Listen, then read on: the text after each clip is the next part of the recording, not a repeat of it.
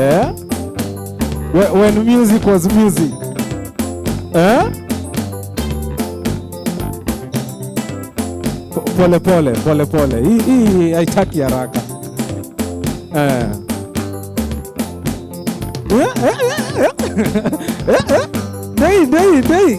Day. Easy to enjoy bana. So you know these songs, huh? Good music, very good music. Very good music. Yeah. Hizi ndo zile wale wazee walikuwa nakatiana nayo. Like baby, tunaoana lini?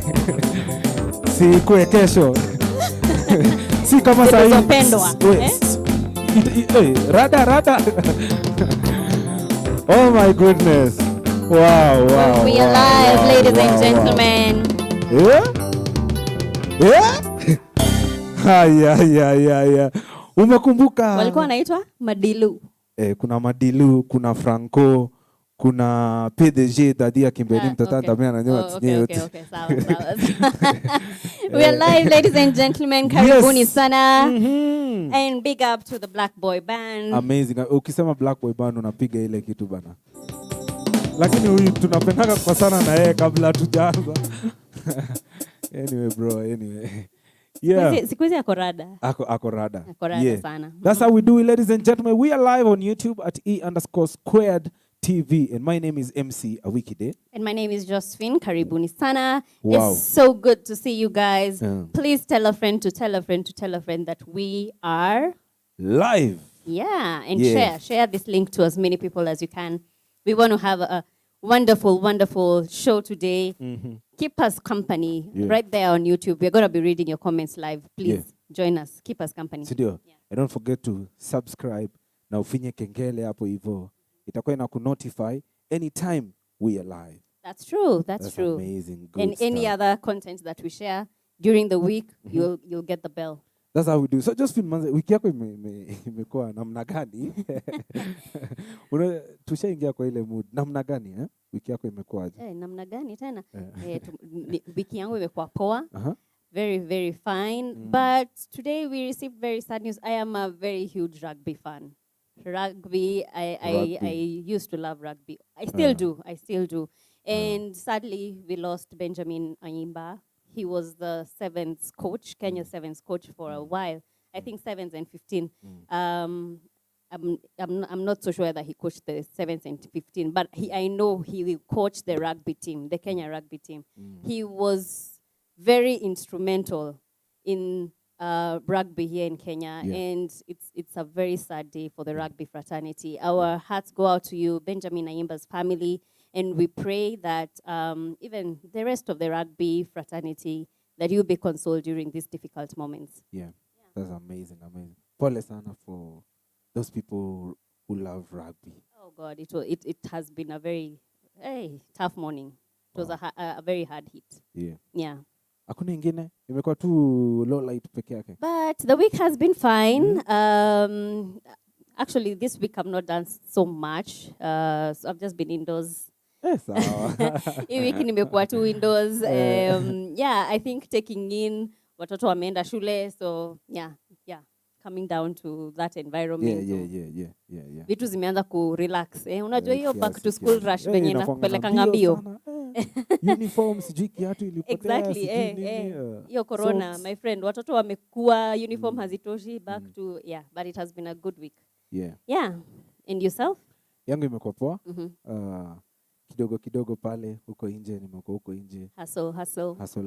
Nilipata opportunity ya kumeet with some of the artists huko nje kuongea nao. Because we are about to launch one of the biggest music studio. Black Boy Music. So we'll be out there, man. Just huyu jamaa ile ndo yangu aongezewe. Ameanza kwa rada. That's amazing. And Black Boy Music Studio. We're opening a studio. Yeah. Very soon it's coming, man. Guys, be ready. It will be big. It will be big because we are going to do amazing things there. Like we are going to do the live performance with artists.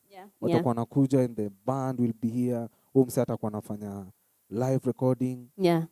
So any artists out there, if you're looking for a studio, keep it here. We are dropping something major very soon. So kumekuwa na good response to those uprising also superstars out there. And they are willing to work with us. Kukuja kufilio vibe, kujua rada ni gani. I'm excited. I can't wait. I know. I'm so excited, guys. Also, low light Israel manze kulikuwa na noma sana. Yani what's happening between the Palestine and Gaza. And Israel in Gaza, vita, it's not a good thing. And we hope that your vita it cease sometime soon. It has been bad. It has been really bad. And then congratulations to the beautiful woman, the CJ. It's a beautiful How did I forget that? Come on. History has been made right here in Kenya this week. What? We have the very first seat. What are you telling me? What? Hey. Wow, okay. Amazing good stuff. Nilikuwa nakaa hivi and you could see that woman, she was very happy. Martha who? Martha Koome. Good stuff. Good stuff. We are really proud. We are really proud of the strides that women are making out here. And my director is looking at me like, this is the first time we have the first time, like, CJ, a deputy CJ, and the registrar of judiciary. They are ladies. It's beautiful. It's beautiful. Let's move on. We don't have to make it. Let's go. Ahead. Another thing, did we know what? I know what we were celebrating. Something to do with road safety. The UN was celebrating something this week. Yeah. So what was that about? They're celebrating the 6th Global Road Safety. Amazing thing this week. So they were running a campaign for this whole week. And also we have some pictures which will be running on the screen, ladies and gentlemen. And of course, men, their hashtag is Street for Life. They're running that initiative like, kama unaendesha gari 30 kilometers per hour. Ufai kuna cause accident. Sindio? Kama mwendeshaji gari. We need to keep that 30 kilometers per hour. Which is, sindio? Mali watu wanatembea. Pedestrians. Yes, pedestrian. It's a good stuff. Sindio? So the hashtag is Streets for Life and also hashtag Love 30. And there's some photos that we also shared on our social media platforms this whole week. If you missed that, please go back to our social media platforms, Instagram, Twitter, Facebook. We shared them all across our platforms. You'll find that information. We are at E_squared TV, Instagram, and Twitter is E_squared TV. K-E, sorry. And on Facebook, we are at Island's Expressions. So if you missed any of that, we have photos with all the information regarding that UN road safety campaign that was happening. And also the show that we did like it was 2019. The live show. Yeah, it was amazing. The beautiful ladies with pictures. Oh, we had amazing ladies who. Can you see them? Yeah, those beautiful photos. Ladies. Yeah, wow. Beautiful models, and they did an amazing job in sensitizing people on road safety. And I hope, guys, wherever you are, as you're driving, as you're walking, if you're on a bike, motorbike, boda, you need to be watchful of each other. Sana watu wa motorbike. Wanafaa kuwa rada sana. There's something that I don't know. Yeah. And nilikuwa naambiwa mimi sijui. But you're the only person who knows it. What is that? What is that? Something that you don't know? Yes. Oh, wow. Okay, something that you don't know. Yeah. Let's see, what is it that you don't know? Okay, on our Did You Know segment today. Yeah, I was waiting for that. yeah. On our Did You Know segment today, so, a wiki day. Yeah. Did you know that if we do not take care of our environment, the way climate change has been, we have been affecting climate change through pollution, through, we are not taking care of our environment, we are at risk of losing more than 1 million species. Species? Yes, animal, human, plant, like it's hard, it's very bad if we don't take care of our environment. That is why actually we are looking at environmental conservation this whole month. Yes, so we are at risk of losing 1 million species if we don't take care of our environment and we don't act soon. Yeah. That's a good stuff. At least I know something. Now you know. I don't want to. Now you know. Because it's terrible. Let's get it, ladies and gentlemen. We have an amazing, beautiful show to show for you guys. Yeah. We have one of the best #1 super artist, hip hop artist will be coming here to do something good. JDA will be in the building, and of course, man, we have WANJO, who is also an R&B superstar. I can't wait for R&B. We've not had R&B artists in a while. He's very soft, hip hop, nini. Yeah, our Chris Brown. That's what's up. And of course, we are continuing with our conversation about environmental conservation. And this week, actually today, we are looking at solid waste management. How are we taking care of the waste that we throw out there, we generate in our homes? You know, bringing down that responsibility to us as individuals. Last week, we had a very insightful conversation on wetlands, So this week, we are looking at solid waste management. So you guys don't want to miss this, because this is something that how does it affect? Nimetafuta hiyo jina Kiswahili. It affects us.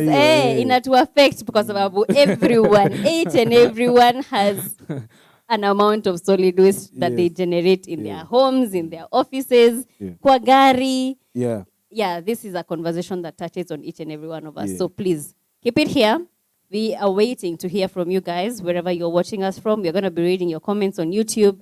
So please join us and let us know where you're watching us from.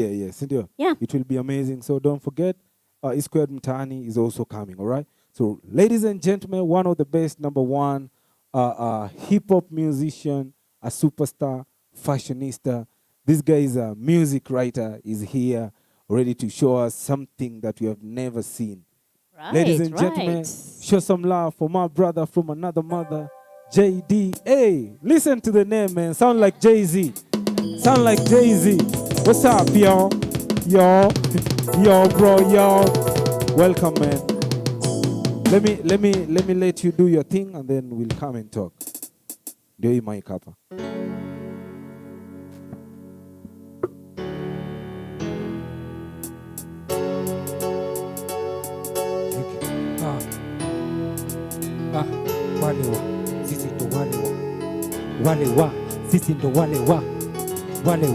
Sisi ndo wale tukufagi mo cheki sisi ndo sisi ndo wale tulijipata familia inaka kitu mata kujikunyata budadeli hapo mabitu wale tumekula shida hatujaitoa vitambi, matumbo yamepinda, njaa ilishapiga kambi. Waliochikwa na askari hakuna kitu wamefanya, akuli kachumbaya lakini daily wamenyanya. Wale kikinuka huwa tufungi mapua, tunatoka chaka hata bola na jujua. Wale tunanyita kili zimetoa maso, hatupendi pita daily tunapiga haso. Wale hatujui kunguni, hatuna muda wa kulala. Wale uponea tunduni, wale hatunaga maswara. Wale wa hipokriti mistari ziko shua, wanakotoka malegend uko flani kitusua. Wale tumekapitia wakasema tuta make, bado tuko strong, sisi ndo wale wa mahasla. Wale wa wale alibad, wale wa tunokula kwa jasho. Wale wa hatukai nde, sisi ndo wale wa wale wa sisi ndo wale wa wale wa sisi ndo wale wa wale wa sisi ndo wale wa wale wa sisi ndo wale wa turungi sana sana ndupya. Wale tulingoja Christmas ndo tuvae nguo mpya. Wale hatujui lunch sapa tulibahatisha. Wale kugoo kwetu Mungu ndo amesababisha.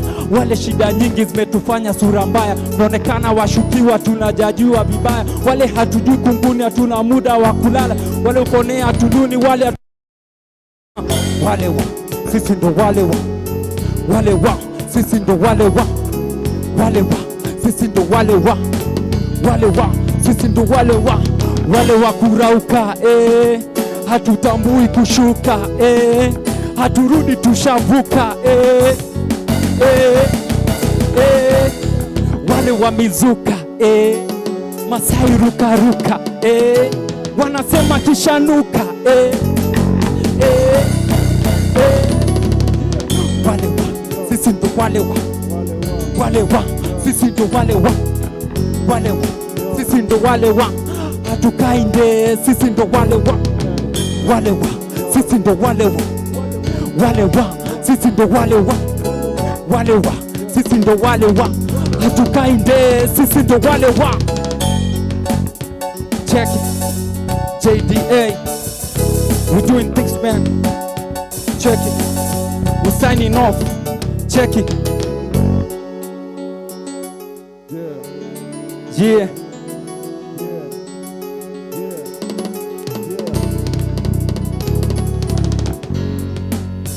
Check it. Wale wa twende let's go 1 2 3 twende.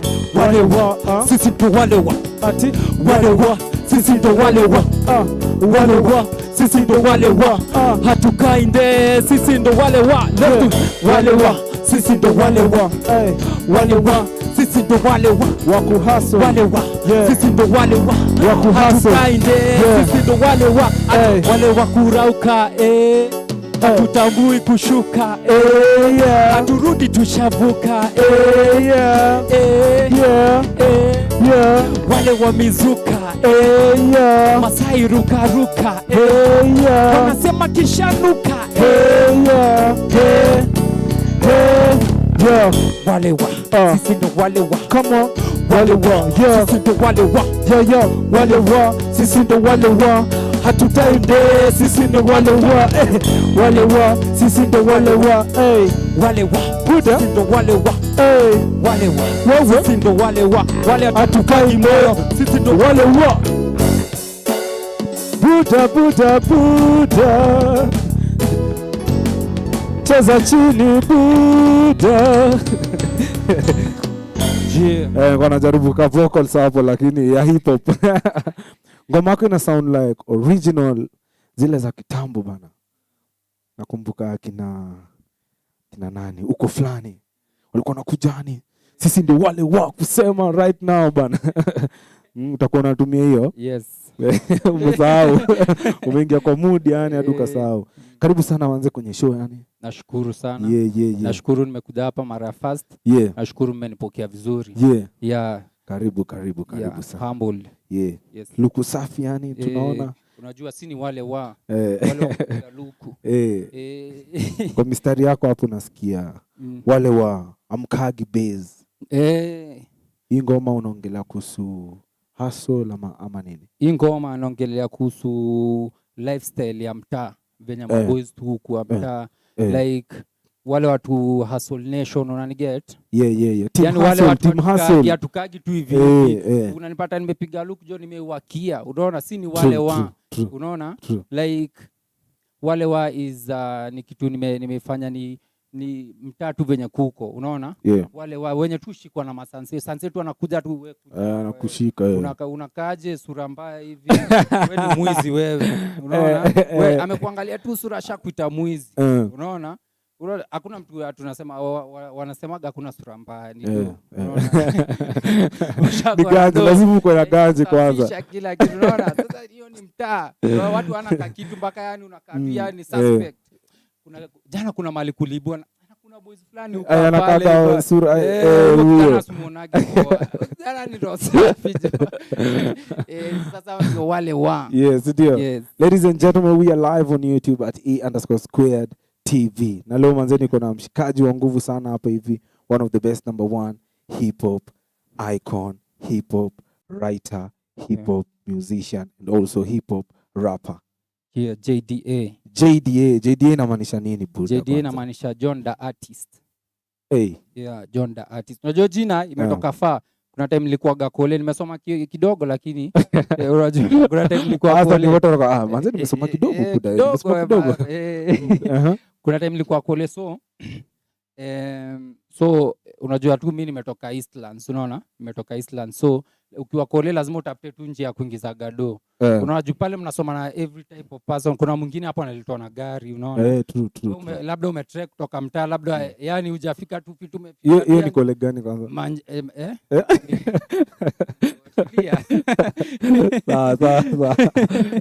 safi haya sasa like so mimi nitakuwa nafanya nini so kuna unit tulikuwa tunachora sana. Na mimi sijui kuchora, I'm very poor in drawing. Nilikuwa na best yangu mtaa anajua kuchora vibaya so nilikuwa naingiza madem box ni aje mimi ni artist najua kuchora hivi tumeomba tuchore leteni vitabu bora unanipea kitabu na so napelekea ule boys wangu mtaa anachora vitu fiti nini nawaletea ni wewe umechora mimi ni ule msee wale wa so hizo hustle zile like hapo ndio jina ilitoka ya so ulianza kuhustle unajua lazima tu survive unajua lazima usurvive kukue kuliendaga aje kulifanyika aje lazima ulive na lazima like usurvive unaniget you understand about more about hustling na vitu za street sana. Tueleze tu kwa ufupi manze, background yako imekuaje before kuwa artist?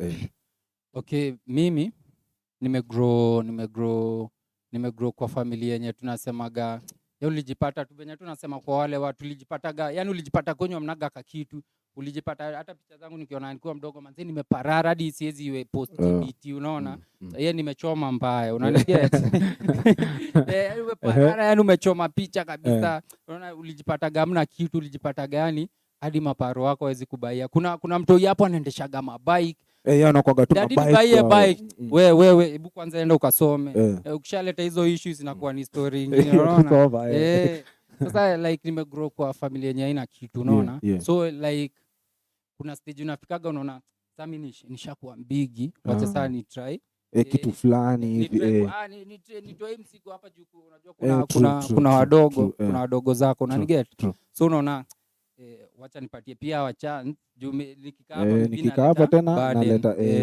wacha ni labda wataka unaona hiyo ni life yangu like nimegrow hivyo like hustling kutoka kitambo. Mimi mara ya mwisho nilikaa kwetu nilikuwa form 2 ndio sasa ulitoka home sasa home nikaenda nikajitafutia children's home yani nasomaga huko nini unajua children's home pia upati everything unaona upati everything so like una food ni kidogo nini so like tulikuwa allowed unaweza toka lakini usiende kufanya kitu mbaya huko nje nilikuwa natokaga naenda nafanya tu mjj jioni narudi at least naweza nunua 2-3 uko form 2 unatoka unaenda kufanya mjj sasa hii weekend hapo sasa niko independent sasa juu sasa shule zikifungwa sasa kuna wenye wanaenda home sasa mimi naona nikienda home pia sasa naenda home kufanya nini wacha tu nitulie hapa nipigage tu muscle zangu tu hivi nini unaona nice ilikuwaje manze hebu nieleweshe kidogo tu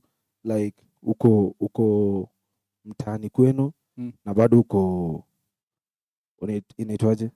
Children's home. Children's home si mtaa yangu. Haikuwa mtaa yangu. By the way, like nimegrow TZ. So nilikuwa nasomea Kenya. So boda ya Kenya na Tanzania. Okay. So nilikuwa nasomea Kenya. So nilipofika high school nikakuja shoshi yangu na Karwai. So nikakuja nikakuwa nakaa na yeye nini kwenda shule. So ikafika place nikaona manze hii school fees inakuwa ni ngumu, napatia watu stress sana. So mimi mwenyewe nikashughulika. Nikajitafutia place naweza enda kusoma na stress watu, unaona. That's a good stuff. So nikajitafutia children's home fulani hapo South. Nilikuwa mzee kutembea sana, nilikuwa nadandia malori nazunguka tu. Unajua kuhustle yani manze. Yani lazima ujitafute. Juu unajua hapa yenyewe nikikaa hapa hivyo lazima nitoke. Lazima nitoke nikatafute venye kutakuwa. Juu nikiendelea kukaa hapa life haita-change. So hivyo tu katoka like niko form 2. Like mimi nilikuwa nachukulia ni normal, kuhustle ni normal. Lazima tufanye kitu ndio upate hata ukule nini.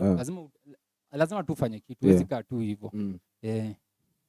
Yani like imekuwa hivyo. Wow. Like ni ile tu najua mimi yenyewe kama sina na lala njaa. So lazima uitafute. Kuna mtu anaweza pigia tenjeti anko. Kwanza wewe anko kwanza ndo anakusumbua na simu wewe na mwenyewe unafikiria. So kwa hivyo lazima wewe mwenyewe unajua sina anything. Manze nitalala njaa. So lazima utafute tu kitu utadu at least ukule. I can't imagine niko high school nasoma at the same time bado na hustle. As a young person na feel ni kitu tricky sana. Si tricky kwa juu wewe unaifeel ni tricky but mimi nimegrow hivyo, unaona. Sasa mimi naona ni kawaida. So ulikuwa na balance aje shule na hustle? Like time ya shule ni ya shule, unaona. So ikishafika weekend juu unavumilia time ya shule, unavumilia food unapewa kidogo.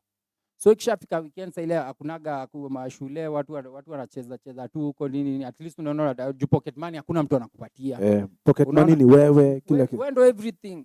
Wewe ndo pocket money, wewe ndo everything. Wewe ndio kalamu, wewe ndio kitabu, wewe ndio kusoma. Unaona? So like kubalance tu. Like ilikuwa ni kubalance, lazima ubalance. Juu pia masomo pia nahitaji, unaona?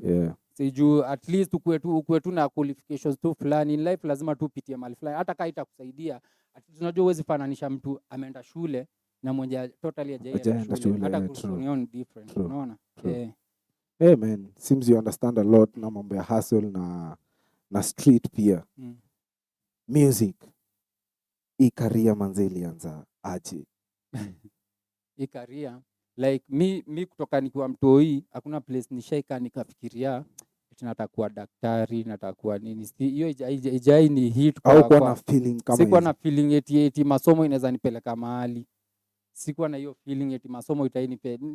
I was bright hata mimi sasa nikuletea papers zangu. To nilisoma open school nikuletea hata performance yangu huwezi amini. Like mpaka nilipata hata hiyo kwenda kule na kwambia nimesoma kidogo.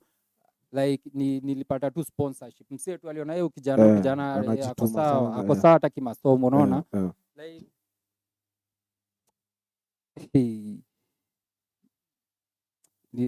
wacha tu tuachie story hapo. So music sasa. Music nilianzaga nikiwa kitu class 7 hapo. Ni ile sasa shule on a Friday sasa kulikuwa gana ile wewe kuja utuoneshe vitu na doi vitu zenye una talent uko na kama unapigaga acro kama unafanya nini, kama unasoma mashairi. So mimi nilikuwa naenda na perform ngoma za lakini si zangu, unaona, ngoma za wasee za wasee. So venye niliingia high school nikaanzaga tu ku create nika like poetry. Nilikuja ku fall in love with poetry. So nikaanzaga kuwa tu poetic kidogo hivi mpaka sasa hiyo ni noma, umefikiria aje? Like hiyo inanipea motisha like, until nikakuja nikaona manze naweza, unaona.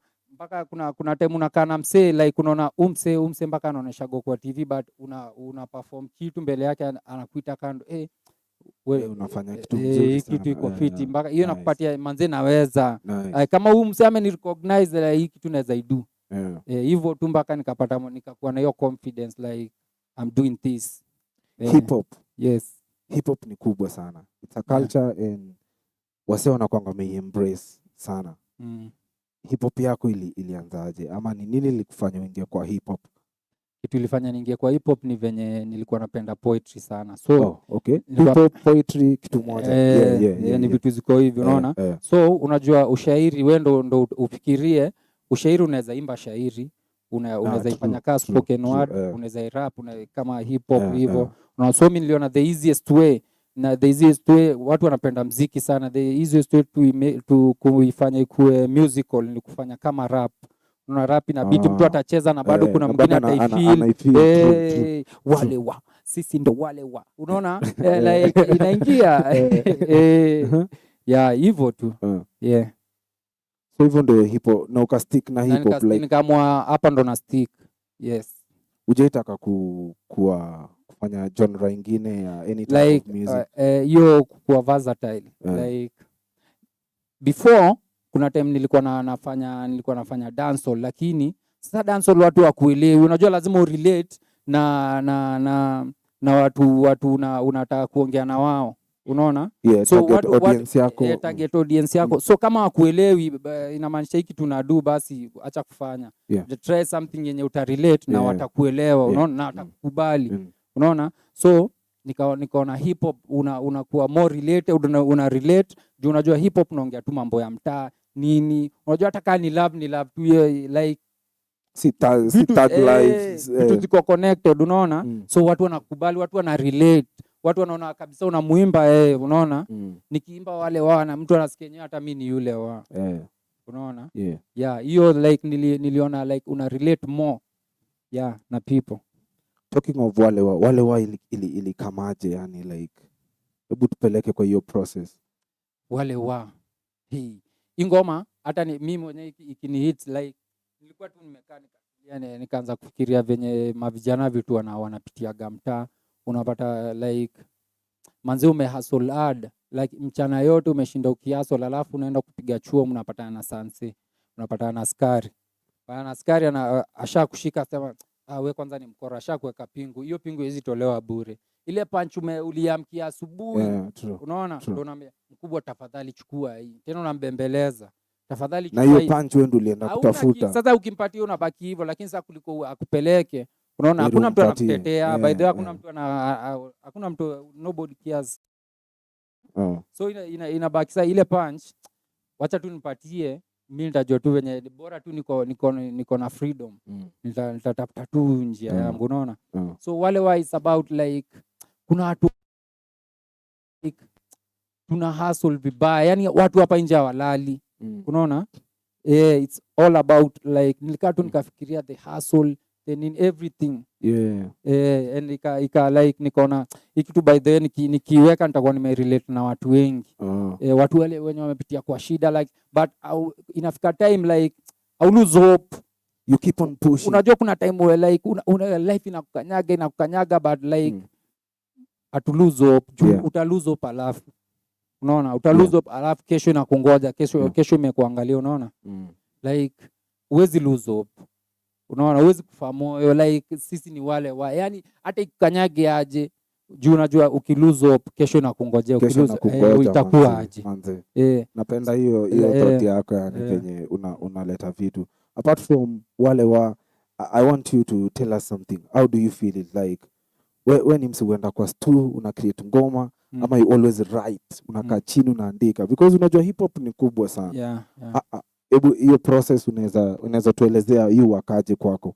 Mimi kwangu mimi ukaa naandika juu unajua like studio unaweza kosa hiyo time ya kuenda studio nini but unaweza kuwa hata unafanya hustle yako afu kitu ikuhit. Unajua msanii ni msanii tu, kitu inaanza kuhit anyway. Hata unaweza ona mtu amefanya kitu kuanze kuithink unataka kuifanya like umeona hebu nifikirie like inakuwa ni thought unaenda unaifikiria put into writing unaiweka kwa ushairi nini na inakuwa ni hivyo. Wow, amazing stuff. Naona style yako ni ya ki OG hivi, those people who started hip hop. Na huku Kenya tumekuwa na uko fulani akina Juliani ase wote. Mbona unafanya that type of music kama ki old school hivi na si new school? Ukisema new school unamaanisha aje? Unamaanisha new school ni kama gengeton? hizi trap, kuna trap, kuna drill yenye wasa wanadu sahi, like trap na drill. Sasa unajua every type of music iko na audience wake. So ukiangalia hapa Kenya uangalie trap na hii form unasema naifanya ni ipi ambayo inauza sana? Unajua mimi ni hustler, unaona mimi ni wale wa mimi ni yule wa so hata kama nafanya hip hop lazima unachungulia ngoma nini na si mimi najifanyia ngoma, unaona nafanya watu wanisikie, unaona at least at the end of the day, unaona kama footballer, unaona ni talent kama footballer, unaenda unacheza at the end of the day like unacheza tu like ni natural but una passion, lakini unaangalia like nikifanya this way ndio nafanya hivi but ni njia gani naweza pita like nifike haraka mali nataka kwenda, unaona sasa I think trap music iko more watu wanachukulia ni kama ngoma za kibabi sana, unaona ndio wako kwa mainstream za kibabi sana nini lakini watu hawaelewi, unaona like this kind of music naipenda juu watu wanakuelewa, watu wana relate, wanakuelewa, unaona but this type ingine ni watu like watu wanakaa wasomi, unaona watu wasomi like trap music. Kama wewe si msomi kama tuseme hapa Kenya, kama hujasoma like hawezi pata mtu hiyo ni mtu amesoma anaelewa kizungu zaidi, anaelewa nini ama labda Julian watu wamemkubali like umeongelea Julian watu wamemkubali ongelelea like na relate na wanamuelewa zaidi. So you're doing that type of music because unataka wasee waelewe ni nini, waelewe kitu na bring on table. Amazing good stuff. Kwa Kenya manze, who do you look up to? Because kuna wale walikuwa shaanza hii game kabisa na najua unafuatanga roots zao. Ni waseka kina nani hivi? Mimi kwanza like kutoka kitambo tu like kuna Juliani, yupo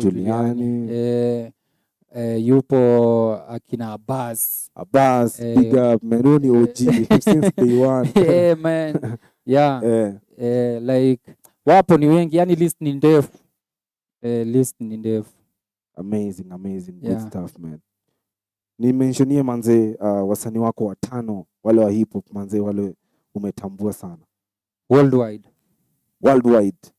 Nas, Eminem man. Kuna Nas, Eminem, kuna huyu aitwaje, kuna Jay-Z, kuna huyu mwingine huyu anaitwa nani huyu, jina imenipotea, Da Baby. Kuna Da Baby, kuna huyu mwingine bado moja. Wacha nichukue East Africa. Kuna Professor J Tanzania. Mbona manze kwa hiyo list yote nimechekiwa sawa majuu. Professor J kwa nini? Au mse like kama nimesema like ana relate, unaona? Ana relate alafu type of music yake inaeleweka kwa language yenye sisi tunatumia. Unaona? Sasa manze unawakia singles kadhaa. Yes. Gani sahi? What is new? Nini na come? So in the meantime niko na wale wando iko sahi ndo sahi na tesa zaidi. Video ama audio? Video imetoka. Iko pale YouTube. Video JDA wale wa. Kuna nashughulikia makolabos fulani kubwa very soon in 1 month time hata video na I think itakushatoka. Like niko na vitu vingi. Yani mafans tu wa keep it locked. Yes. JDA. Man, we have a studio that is coming very soon. Tunai-launch tarehe moja manze. Black Boy Music. Black Boy Music man. Very bad. Very bad. Napenda venye unasema. Unajua kitu kwa nzuri sana tunasema gani bad. Tunai-launch manze tarehe moja yani. Na tuko na offer fiti sana of which tutakuwa tunatoa hizo maposters very soon. Nataka ukuwe part of it juu yani wewe ni mse wa hip hop, nataka tukurekodi ngoma moja manzia hip hop, lakini tutakuwa tuna make hizo prices very soon. Na ikiwa ni bei ya wale wa. Most definitely lazima ni bei ya wale wa. Ndio. Kwa mtandao manze bro, how can we get your music? Like JDA everywhere, JDA the priest, ukienda kwa YouTube JDA the priest, like platforms like kama Boomplay JDA the priest, yani JDA the priest. Oh, JDA the priest. The priest, yeah. Okay manze, na chikiwa sawa shaingia hapa kwa mtandao, wacha tusome alafu utuambie manze mtandao wase wanaweza kufollow aje. Yeah. Itakuwa fiti, si ndio? We have Caroline Atieno manze, thank you so much. Ametuma moto kaboom kaboom kaboom. Yo. Manze anasema yuko ndani ashaingia. Tuko na Liz, hi Liz bana. Liz amepotea sana bana. Hii ni ngori, ametuma moto sana. Kuja tutembelee. Usikae kae tu uko mbali. Tuko na Bradley. Kwa wale wa. Tuko na Bradley Ongota anasema niko locked. Thank you so much Bradley. Tuko na Pecta official anasema please subscribe Petka official. Hey, okay. Hapa ndo amekuja kutuma ni yule wa. Yule ni yule wa. Kweli. Na anasema manze yuko locked ndani, ako tu ndani sana. Ian Jocha anasema for now unakamse ameshika rada juu children's home ili kuhelp at some point. What are you doing about it? Juu kuna mtoi mwingine huko anapitia vile ulipitia. That's a good question. Thank you so much Ian. Anasema manze sasa uko rada sana. Na juu ulikuwa children's home. What are you doing to help ule mtu mwenye anapitia the same situation yenye ulikuwa unapitia? Yenye nilikuwa napitia. So mi ile kitu hata mi pray Mungu sana, like mufikiria kukuwa na like my empire. Unajua hapa mtaani, hapa Eastlands kuna watu wengi sana wako na talents. Lakini sasa juu ana kauwezo, kuna ile tu kauwezo tu kidogo ya kumsaidia tu kidogo mtu yeye anatoka, lakini like mufikiria like muko na plans za kukua like empire kusaidia tu watu hii mtaa. Like nice. Mtu yako na talent, mtu anaweza fanya hivi, nice. Mtu anaweza fanya hivi, nice. One day, but in the meantime mimi nikipata na mtu yeye anahitaji help, refer, in fact mimi umpeleka hadi kwa ile children's home yenye nilikuwa. In the meantime kaa hapa wewe sasa, wejua sasa hapo uko home, wewe sasa ni uchanuko, ujue kwenye umetoka. Na ujue plans zako za life ni gani, wewe unataka nini. Hapo hujaletwa eti je ukule ushibe ukae. Hapo umeletwa shule ulearn life. Yeah. Good stuff man. I like the way you encouraging young people yani, na pia wale ile kitu unadu. Na naomba hiyo foundation yenye unataka kuanza ikuje kwa big thing so that push hizi vitu zote yani itakuwa tu amazing, si ndio? And of course man, tuko na Bradley Ongota pia anawika pale kwenye mtandao ati sisi ni wale wa. Ni yule wa. Ni yule wa. That's how we do it. We'll keep on telling you more information of what we have and still to come on the show bro. Manze pale kwenye mtandao tunakupataje yani, tukufollow aje, tusubscribe aje yani? Yani Facebook unaweza nipata JDA the priest. Twitter JDA the priest. Instagram JDA the priest. YouTube my channel JDA the priest. Hiyo priest ndio huko tuambia. Unataka kuwa pasi nini? Hapana, ni mtaani unajua, ni mtaani ni ile unajua mimi ni mrasta unaona? Na mimi kwa like ni ule mtu anakuambia bro, hiki tunadu si fiti. Wewe unaona kama ukiendelea kudu hivi utakaa aje? Isipo unaona? Sasa like ni ile mpaka watu wanasemaga you are a priest. Kuna best yangu aliniambia wewe na priest amnaga juu mimi ule mse na kwa like red. Like nikiona hii ni red. Hakuna ni poa.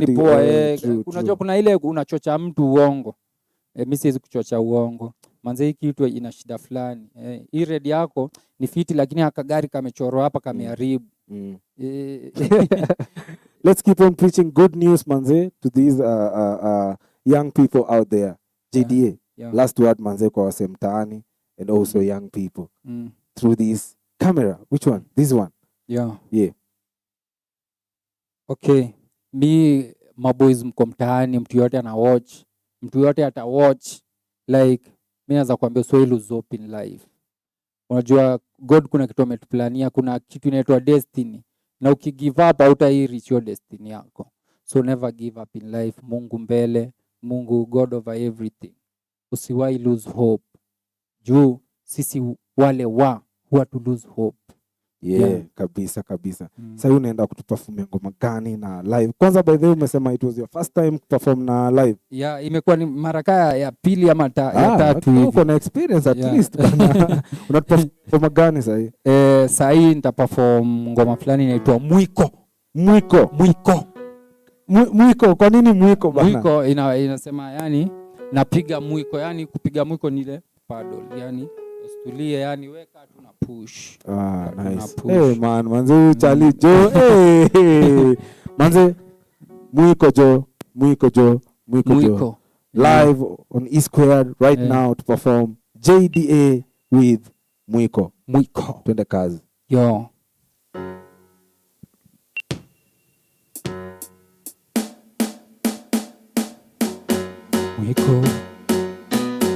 Mwiko. Yeah. Mwili umekuwa weak. Siku 7 nshindwa lini nitapik, lini nitaacha kukaba, ama dhambi zimezidi nisamee Mungu Baba jinsi unavyowasamee 70 mara 7 najaribu panga sijui nani pangua, ama wanawanga kuniganga kunigangua, maneno ya kwenye kanga deli wananizingua, ila Mola alichopanga hakuna anepangua.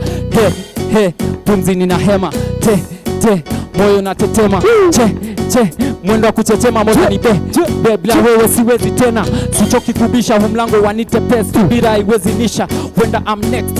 Maisha ni safari, vizuizi wene chuki, ila palipo wasali ndipo wameketi nyuki. Mwiko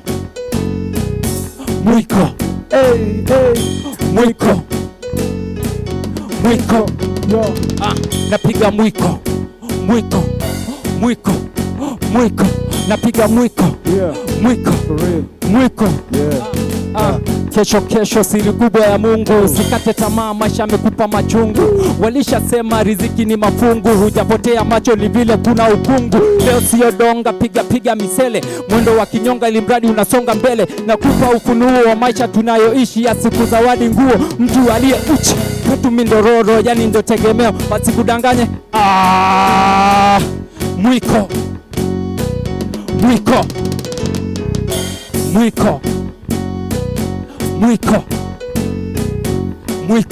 Yeah.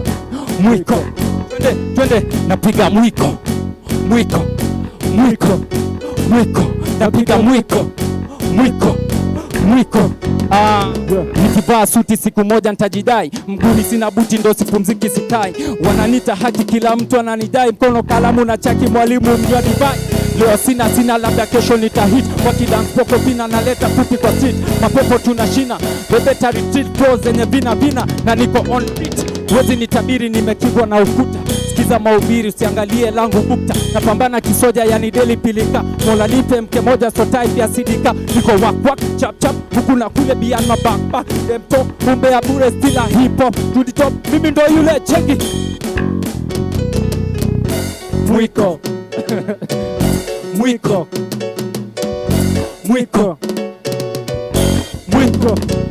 Twende mwiko napiga mwiko napiga mwiko napiga mwiko napiga mwiko napiga mwiko.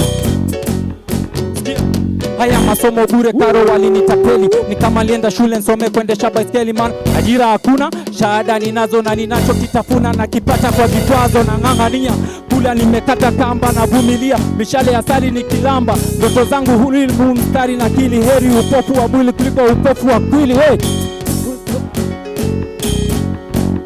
Sikia, still mwiko.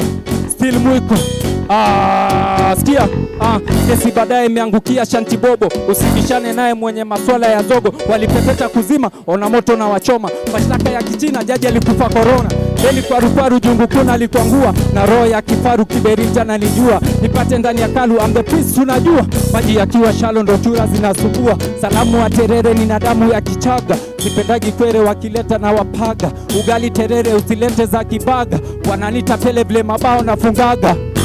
Mwiko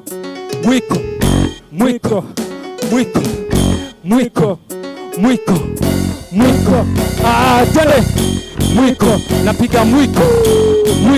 Napiga mwiko napiga mwiko mwiko, napiga mwiko, napiga mwiko, mwiko, napiga mwiko, mwiko, napiga mwiko, mwiko, Mwiko, napiga mwi. yeah, Mwiko, napiga mwi. Mwiko, napiga mwi. Mwiko, napiga mwi. Buda najua ningefaa tu kuzaliwa msanii, lakini walikosea Buda. Rada ni safi man. yeah. Nimelike hiyo energy yenye uko nayo yani Buda. Thanks. Let's keep on pushing. Wenye mwambia vijana huko manze. Rada ni mwiko. Tusukume until tutafika pale hiyo, si ndio? Tunangoja kuchekiwa foundation hiyo nyuko karibu kuanzisha. Tukupatie miaka ngapi hivi? Ipatie 3 years. Naomba Mungu sana in 3 years time at least nikuwe nimetry kuchukua watu wawili hivi ama hata mmoja. Unajua bado itakuwa ni impact. Unajua mtu mmoja labda atafanikiwa, atasaidia watu wawili, watatu, wanne, watano, unaniget? Yeah. That's how we do it, ladies and gentlemen. JDA in the building. Amazing good stuff. Yeah. Wacha tupatane huko manzile area yetu. Nashukuru. Tuoneka hiyo mwiko itapika wewe. Remember we are live on YouTube at E_squared TV and this is how we do it. Today we have an amazing show. Atujaonyesha ni nini nakuja. But right about now, I have this beautiful lady who is coming right now. Yeah. This is you. This is you. This is me. Are you you? You are you. You are you. You are. Whom's to you? How did you feel these I wanted to say a word lakini haitumiki hapa like nigga, but this is a family show. Energy is on steroids, my friend. Uko. Ako fiti. I love his story. Yeah. Na I hope I also nimeona venye akona focus na chenye anafanya. Yeah. He's got so much determination to make it. Yani kwake it's either make it ama make it. Hakuna ingine. Kuna tio sijui nini. Mimi nataka ku make it. Hiyo ndio kitu nataka. But nimependa pia personality yake. He's such a lovable person. Good stuff. What do we have next, man? What do we have?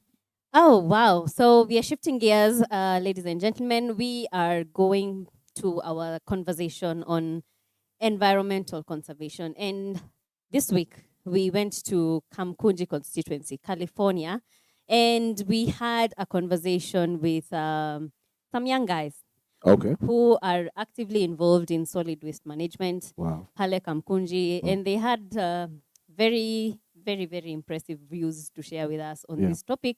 Yeah. And I hope you guys also have views to share with us. So watch what we have in store for you, and then keep us updated or keep us on the know on what you think about this. And we are also going to be having someone who we are going to be discussing this issue more after that. Yeah. So keep it here and watch this.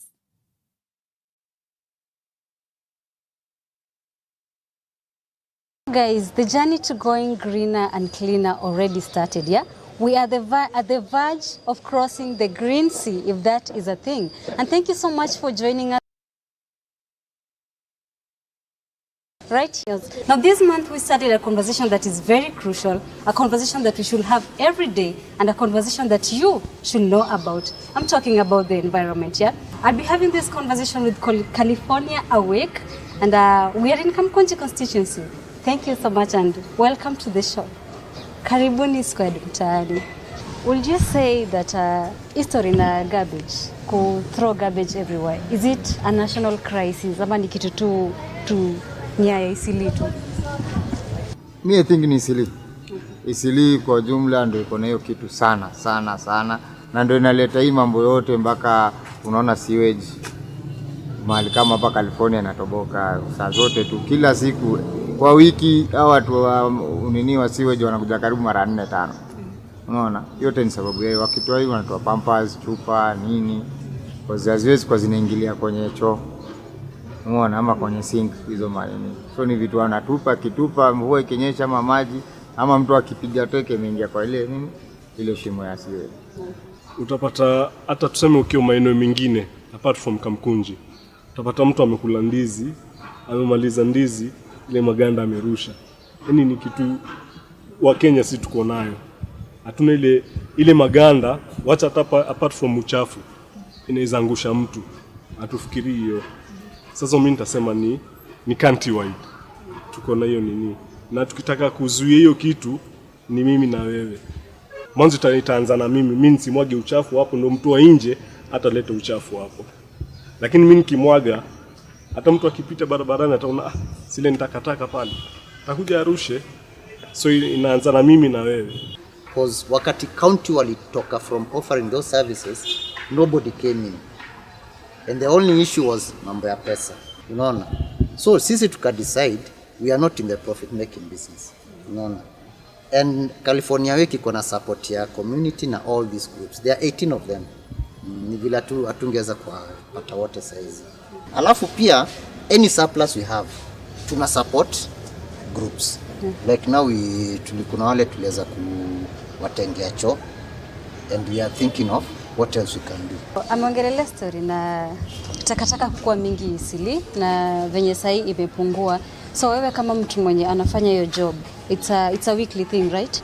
So ni nini unafikiria tunaweza fanya kama watu wa Isili, wale watu wanaishi Isili, ndio tusikuwa ni tabia yenye nani anioni, wacha nirushe tu hapo chini ataiokota anyway. Hiyo labda naweza sema ni kudeal na wenye manyumba. Hapo tunaweza deal na watu wa manyumba, waelezewe ndio tujue hatua ama namna ile tunaweza chukua. Okay. Na unadhani generally kama nchi yote tu ya Kenya tutawahi fika ile mahali yenye hautakuwa unatembea unapatana na takataka kwa barabara? Kwa saa hii naweza sema bado, kwa saa hii bado tuko mbali kidogo. Okay. Let's say a family, sindo? In the village, hawako able ku access zima karatasi za kubeba takataka, lakini maisha lazima iendelee kama kawaida. Ni nini wanaweza fanya pia kukua in a greener na healthy environment bila kuchafua mazingira yao? Kama hao tuna encourage waeke takataka kwa hizi gunia. Kwa gunia. Sasa tukikuja tukibeba hiyo gunia yao tunawabakishia hapo. Si tunabeba takataka na nini zetu na gunia zetu. Yeah. Ndio maana sasa tulisema in our environment or this locality, government ikaweza kusupport. Na kusupport is as in having to finance or kumekizi vitu zinaitwa the biodigester units ziwe affordable. Uta eliminate kwanza the usage of charcoal, uta eliminate the usage of firewood, na uta eliminate the usage of kerosene. Hizo zote. And number 2, consider the fact that charcoal, firewood and kerosene, they are not good for the health, because we cook in enclosed environments, so they are not good for the health at all. But mkiweka hiyo biogas, it's good because it has zero emissions.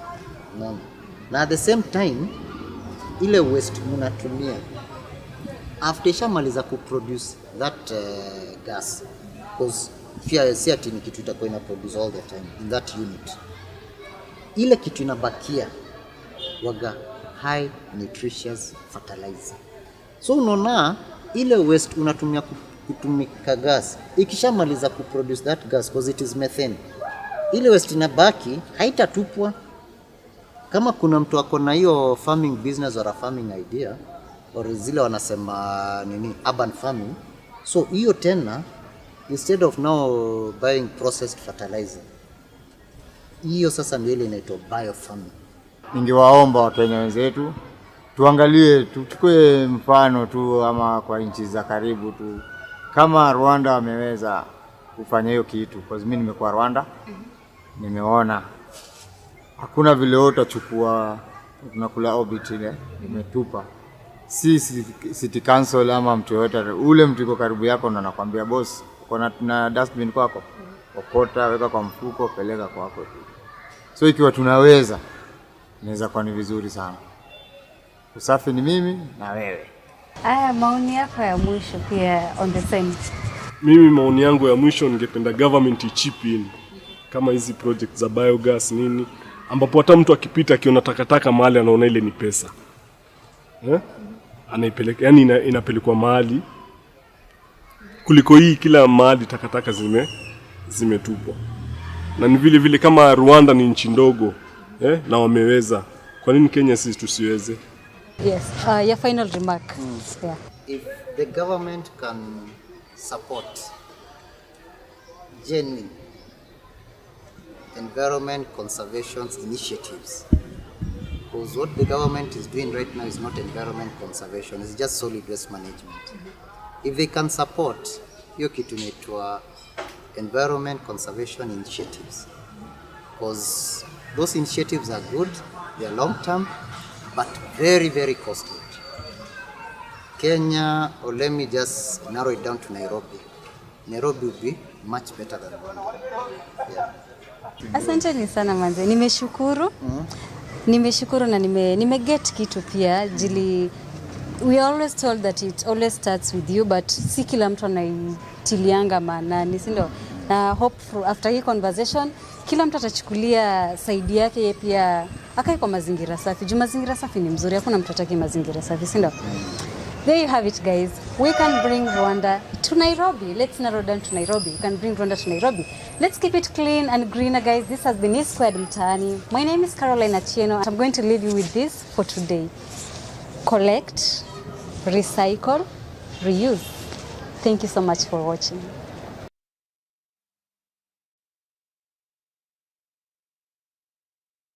The youth groups in California, and thank you even so much for what you guys are doing back there in, trying to keep our environment green and clean wherever we are.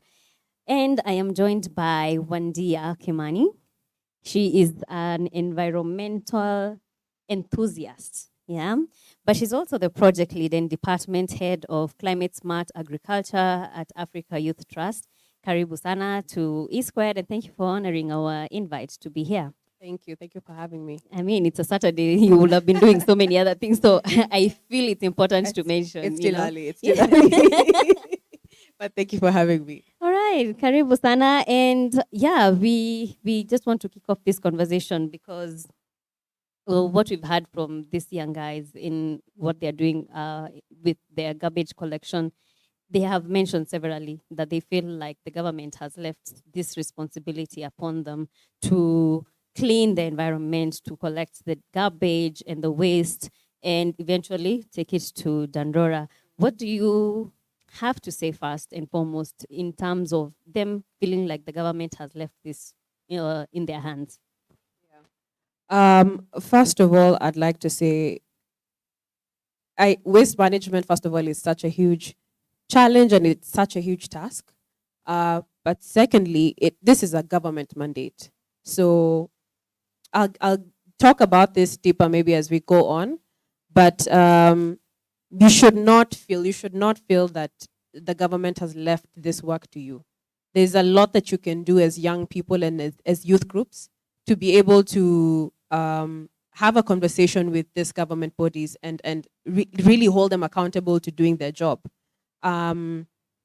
Using a lobby and advocacy lens, you can be able to organize yourselves as youth groups and have a meeting. You can be able to get a meeting with NEMA. First of all, if you look at the legislation, it says this is a government mandate. So it is up to them to do their job. And you can hold them accountable. So as young people, we should stop feeling powerless and realize what rights and what powers we have as citizens of this country, but more so as young people. There's so much room for us to grow and do something about this. All right, I'm placing myself in their shoes. Yeah, they are organizations that have obviously been formed for this particular purpose, and probably they have had these meetings back and forth, but they're seeing nothing is happening. What should they do next, in their own capacity as the youth, in trying to handle this issue of solid waste management? Off the top of my head, I would say organize yourselves in a very strategic and very organized way. Because one thing that fails us as youth is we don't organize ourselves in a strategic and unified and organized way. Mm-hmm. We need to organize ourselves, know exactly what we're going to ask for. You can use channels such as going to NGOs that work in this space. Yeah. You can use social media, digital platforms to be able to put your voice out there and speak on what exactly you need to get done. There's so many tools you can use. Press conferences. You can ask for meetings with other persons that can get you into the room with the decision makers. Yeah, I leave it there. But look for me, and we can talk about this after this. Okay, Yeah. if you're watching and I'll leave my contact. This is your field. Yeah, you can keep in touch with us, Yeah. guys, and we'll link you up with WANDIA. Yeah. But now bringing this conversation down to you and me, waste disposal is something that relates to each and every Kenyan. Like right here in the office, we have a bin that is full of taka. In our houses, our bins are full. But do we really understand our role in how slowly we are degrading our environment, and how do we take personal responsibility upon about this whole issue of solid waste management? I would say this. It's very easy as a person to become so detached from understanding the life cycle of products that we're using. Yeah. And I'll use an example. If I have a plastic water bottle, I go to the supermarket, I buy a plastic water bottle. I'll purchase it, I consume it, and my thinking stops there. A lot of us don't think about what happens to that water bottle after we are done consuming the water. That's true. Yeah. Mm-hmm. So, but if we went into that supermarket with the thinking of, if I'm buying this water bottle, I'm buying it, I consume the water, and then after I consume this water, I'll throw the water bottle into the bin, and from the bin, it will be taken to Dandora, from where it will sit there for about 500 years. If it's not picked by waste pickers to be recycled, it's going to sit there for 500 years or thereabouts, or however many years it will take to decompose.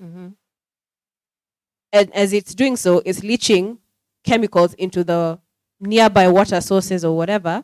And then the same communities are utilizing the same water for drinking, or it runs off down the stream and it's growing the food that we consume. So we need to think about the lifespan of the products that we are really purchasing. So if you thought about it that way, then you would go into the supermarket and purchase. You'd think twice about purchasing that plastic water bottle. True. And say, do I really need this water bottle now? Am I really that thirsty? Can I wait till I get Can home? I wait till I get home? Or is there another way I can get water? Or can I get an alternative and buy perhaps water in a glass bottle because I know I'm going to take it home and use it again? Yeah. And quite recently, we have been using masks. And I'm sure you have seen people, you're done with your mask and you just, throw it away. And I am very certain, like in a year or two, we are going to be talking about suffocating marine life, and I think that is the kind of life cycle we are trying to get into the minds of Kenyans, you and me, that we need to figure out, where nikitupa hii itaenda kufanya nini to the environment around me. But do you think that we as Kenyans don't have that personal responsibility because we were not taught in school, or why do we fail so badly? Like, I think in my lifetime, I've had this topic discussed over and over and over again, culture. Is it that it's because we weren't taught in school, or where are we going wrong? I mean, there's many ways to look at it, but let me pose a situation or, something here. I wouldn't say it's not that you weren't taught in school. First of all, why are we waiting to be taught everything in school? It's not the teachers' role to teach us life. Yeah, they can teach us to some extent, but life teaches us in different aspects of our engagement with our daily lives. Yeah. And I'll pose a question like this, or a statement like this: wewe ukiwa nyumbani kwa mamako, ukikula mkate umalize hiyo mkate, utaenda tu utupe hapo?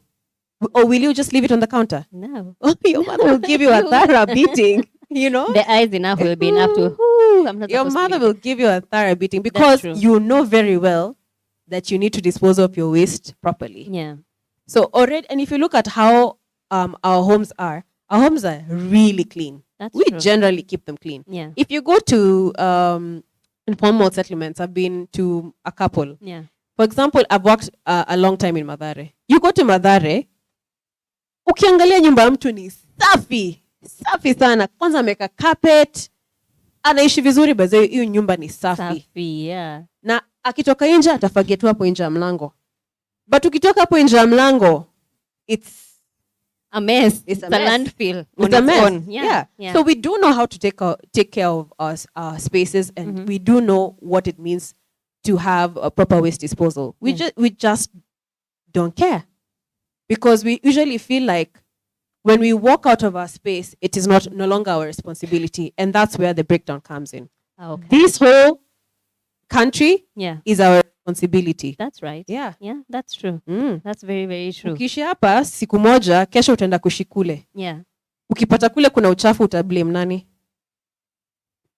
You and me. You and me. It all boils down to personal responsibility. Let me play the devil's advocate here for a minute. Yeah, I have decided to be responsible, take care of my environment, and even my neighbor. I'm telling them, you guys, you're not supposed to do this and that, yeah? We have taken our trash to the gate or wherever it's supposed to be. From there, as it goes to Dandora. In fact, why are we even talking about Dandora? Dandora is supposed to be a decommissioned landfill for starters. So anyway, imepelekwa Dandora. But you see, the problem is when it lands there. Because it's not being sorted, it's not being recycled, it's not being put to good use. So who is to blame in this situation? I'd say, first of all, our systems are really broken when you look at solid waste management. And I'll give an example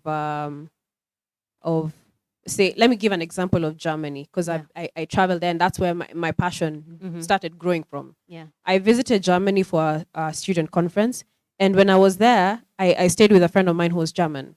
And when you look at the way they do their waste disposal, they have a bin for everything.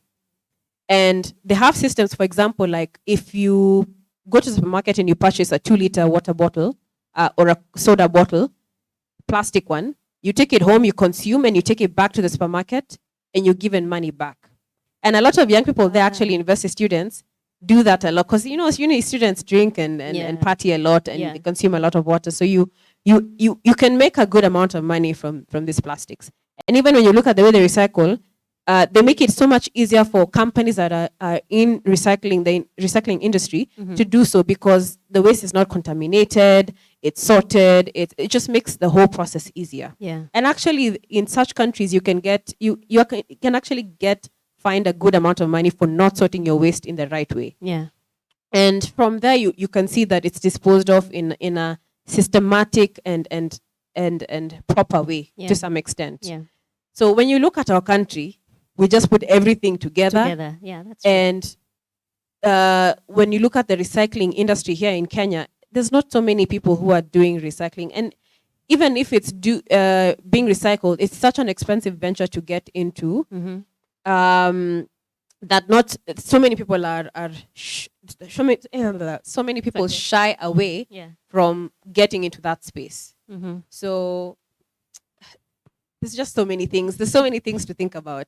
From that experience in Germany, do you think that it's something that can be brought here? Is it something that you think can work, if can get implemented well when it's brought here, that idea? It can be implemented well, but all sectors need to work together in harmony to have, let me say, a train system. So that if the private sector is in the recycling space, the government is in the waste collection space, and there's still private waste collectors, and there's the consumer. At least the consumer has confidence that if I sort my waste, it's going to be collected, and it's going to be disposed of in the right way. Right manner, So we all have to work in harmony. There must be policies and legislation that is strictly implemented, because in Kenya we have so many policies, but we have legislation, but implementation is a challenge. That's right. So harmony. We need to be working in harmony. Policies have to be there. You know, the waste management bill was just being made. When was it? 2019. Yeah, 2019. 2019. After all those years, you know. So and beyond that, like, we need to be able to hold decision makers accountable in our own way as citizens. I have a lady who works in Madare. There's a certain dumping site that started growing outside of her home. Yeah. She called me, and I at the time I did not have contacts for NEMA. Yeah. And she kept hustling until she found someone who was able to come and collect that waste. And until today, that waste is no longer being dumped there. Oh, wow. Because she went out and had a conversation with every single person that lives around there about dumping that waste.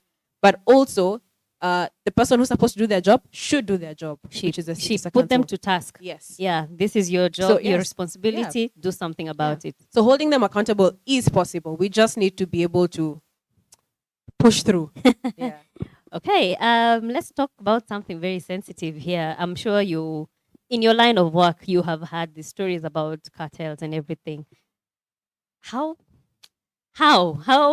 do we go about making sure that things are being implemented when there are so many roadblocks in the name of cartels in this country? Yeah, that's a tough question. From your experience? Sometimes it's also it's about knowing the noisemakers, for lack of a better word. Yeah. You know, Yeah. in every parliament, there's the cartel people. There's those who are against it and fully against it. So it's about approaching the right people. Yeah. So if you know that approaching this person A, B, C has not worked, then perhaps it's time to approach person D, E, F. Yeah. Yeah. Yeah. And have an authentic conversation about this, because they know each other better. There are things that you may not know as an outsider. Yeah. But there are things that they may know as insiders, or there are other people outside of that can be able to influence some of the decisions or some of the things that are happening. So again, the thing with lobbying is you have to know who to approach, and you have to know how to approach them. And at the end of the day, the best way to get things moving in any business negotiation is if it's a win-win. Sit down, think about how you can design your solution in a win-win situation. If I come to you and I tell you, this is the way we've been doing things. Granted, yes, I understand how things work. Yeah. But as young people, we feel like we need this in our lives. And by giving this to us as young people and not taking a bribe, but giving this to us as young people, you will benefit in this way.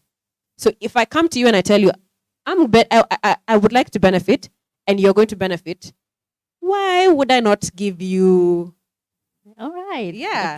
Okay. So know who to approach, know how to approach, and have a solution that benefits everyone. A win-win solution is what you're trying to go for. So just before we even continue with this discussion, probably someone is watching and we are going on about solid waste management, and they're like, those are big terms, my friends. What is that? Why are you talking about solid? Sini kutupatu takataka. In essence, what does it all entail? Is it just garbage disposal, or what does it all entail when you talk about solid waste management? So there's something called circular economy. It's basically imagine a circle. So when you think about waste management, you should think about it in a circular form. The way most capitalistic nations or economies are built is the linear economy. So I take resources, I produce, people consume, it's thrown away. That's a linear economy. When you have a circular economy, it's like everything goes in a circle. Yeah, you take resources, most probably renewable resources, and then you produce you design, first of all, something that is going to be able to be utilized for many lifetimes, and that's why it's called a life cycle. Yeah. I mean, a circle. So you produce, and the way you produce, it has to be sustainable as well. Then you look at how it's going to be consumed. As a consumer, that consumer should be able to utilize that product for many lifetimes. And if that consumer A doesn't want to continue using that product, consumer B can easily take up that product and use it, or change it into something else that can still be used for many lifetimes. Yeah. So the product stays in the circle, in circle of use for years to come. Yeah. So when you think about solid waste management, it's basically the way it's done right now. It's just disposal, it's collection and disposal. That's it. Yeah. But there's so many aspects of even that's solid waste management, from collection, not even collection, from the consumer segregating and sorting that waste, to how it's collected, to how it's disposed of, to how it's recycled and upcycled, and all of those things, repurposed and so forth and so forth. Yeah. Yeah. All right. When you were talking, I was just thinking about, you were talking about the cycle of one single-use item. And do you feel like then the responsibility lies with private corporations that are also producing these products? They're not giving us material that we can recycle and upcycle. It's when you try to reuse it, it's not really that good quality, you know. Then is it the responsibility of the private corporations that are letting us down as well? You see, at the end of the day, yes, to some extent, responsibility falls on everyone. And I'll say this: governments have not put up laws, policies, or legislation that is very, very strict. And even if it's there, it's not being implemented.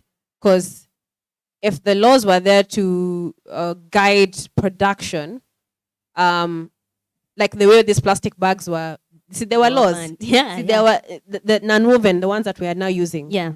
The government came up with strict laws on how they need to be made and how they should look like, right? Yeah. And that guides the producers of these bags, right? True. But also as a consumer, your responsibility is to tell these companies that you are trying to consume off of that, hey, so many number of us think that, actually not even think, we need this product to look this way. Yeah. Public participation. Or public influence. Yeah. We need this product to look this certain way. And if we don't make this, then we're going to move to another producer who's going to make it the way we want it to be. Do we have that power? We do have that power. We just need to be mobilized and organized. Okay. Yes. Okay. Yes.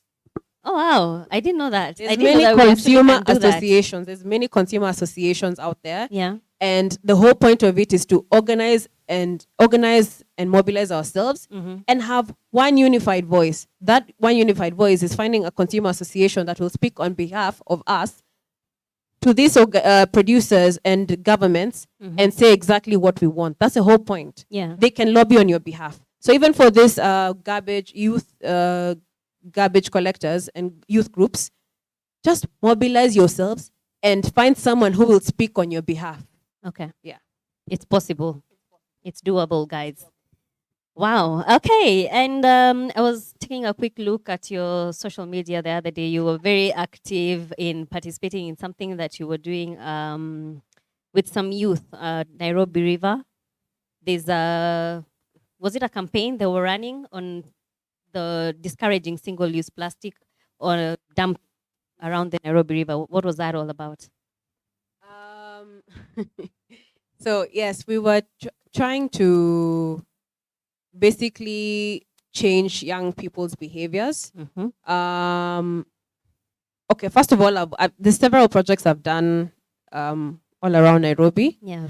One of them was in Mathare, and I was working with communities there and teaching them how to sort their waste, and they were actually doing it. sorting their waste into organic waste, non-recyclable and recyclable waste. And the organic waste was being collected and processed by a company called Synergy, which I used to work for. Yeah. And the recyclable used to be collected by youth groups, local youth groups, and they used to be sold. Yeah. What was not recyclable was being disposed of by the youth groups in the right way. Yeah. So in that sense, by providing waste solutions to these communities, and they were avoiding dumping all the waste that they had in homes, hotels, and other businesses into the river. Yeah. That's in Madare. So you're avoiding a lot of disposal of this waste into the river. We also tried to work on a certain project with youth from all over Kenya, from informal settlements, to be able to see how we can have a combined effort in terms of waste collection and waste prevention along Nairobi River. So even Mishuki Park, I remember we went and pitched this project to the county, Nairobi County, for them to be able to rehabilitate Mishuki Park. And a few years later, it was done, and now they have so many plans for it, because we feel like these are places that youth can utilize, and they should be in use, and they should be in a state that is usable. That's right. Yeah. To be used. I mean, they're such big spaces, so laying there, doing nothing, and just being used for. Actually, I used to see a lot of street families. They just used to live there. The environment was. It was a very disgusting place, but it looks so beautiful right now. How does that make you feel, though, when seeing that you saw your plans on paper and now there you are? Yeah, like it's also a combined effort, but it's very nice, because I was inspired when I went there and I saw these street boys. Yeah. And they were making lunch from I think it was a paint tin. It was a tin. Could have been for paint or something else. But they were making lunch from pumpkin leaves that they had collected somewhere in the along the river in the park, and there were wild mushrooms that they were cooking and cutting up as well. Aren't those the dangerous type? See, they're not all dangerous. Yeah. But you have to know what's dangerous and what's not. So I remember asking them, like, how do you know what's dangerous and what's not? And they're like, the streets teach them. We'll know. We'll know. If one of us, if we don't make it, we'll know, Yeah. So I was really inspired, because there's so many ways that we can utilize these parks for such people. They were even planning to start fishing in the river there at Mishuki Park. So there's so many ways to utilize such spaces, and even use some of the waste to build vertical, gardens. Yeah. If you go online and just Google vertical gardens from, plastic bottles, you'll see so many pictures and so many solutions to how to use your waste to actually grow food and do so many other things. So it's something that you can do at home. Okay. Yeah. We are talking about personal responsibility. So she's giving us some solutions that we can actually do in our own spaces. What got you in this field of environment? You're so passionate about this. Like I said, I think for me, I've always kind of cared about the environment. I just like being in nature, or just I like greenery. But I think what changed for me was when I went on that trip to Germany, and just looking at waste management from a business side made me question, Allah, why are things not running like this in Kenya? So I came back home and I started doing research, and I was blown away by what's lacking, the gaps that are there, the opportunities that are there, and meeting people in the industry and the space. And it just really inspired me. So yeah, and everything is really tied together, because one thing I will tell people is everyone must care for the environment, because the ground we are on right now, building tuko, see, this is environment. That's true. So if you're caring for your house, you're caring for your business premises, why are you not caring for the grass and the trees right outside your house? Outside. Yeah. So what are you doing about it now, since your trip to Germany?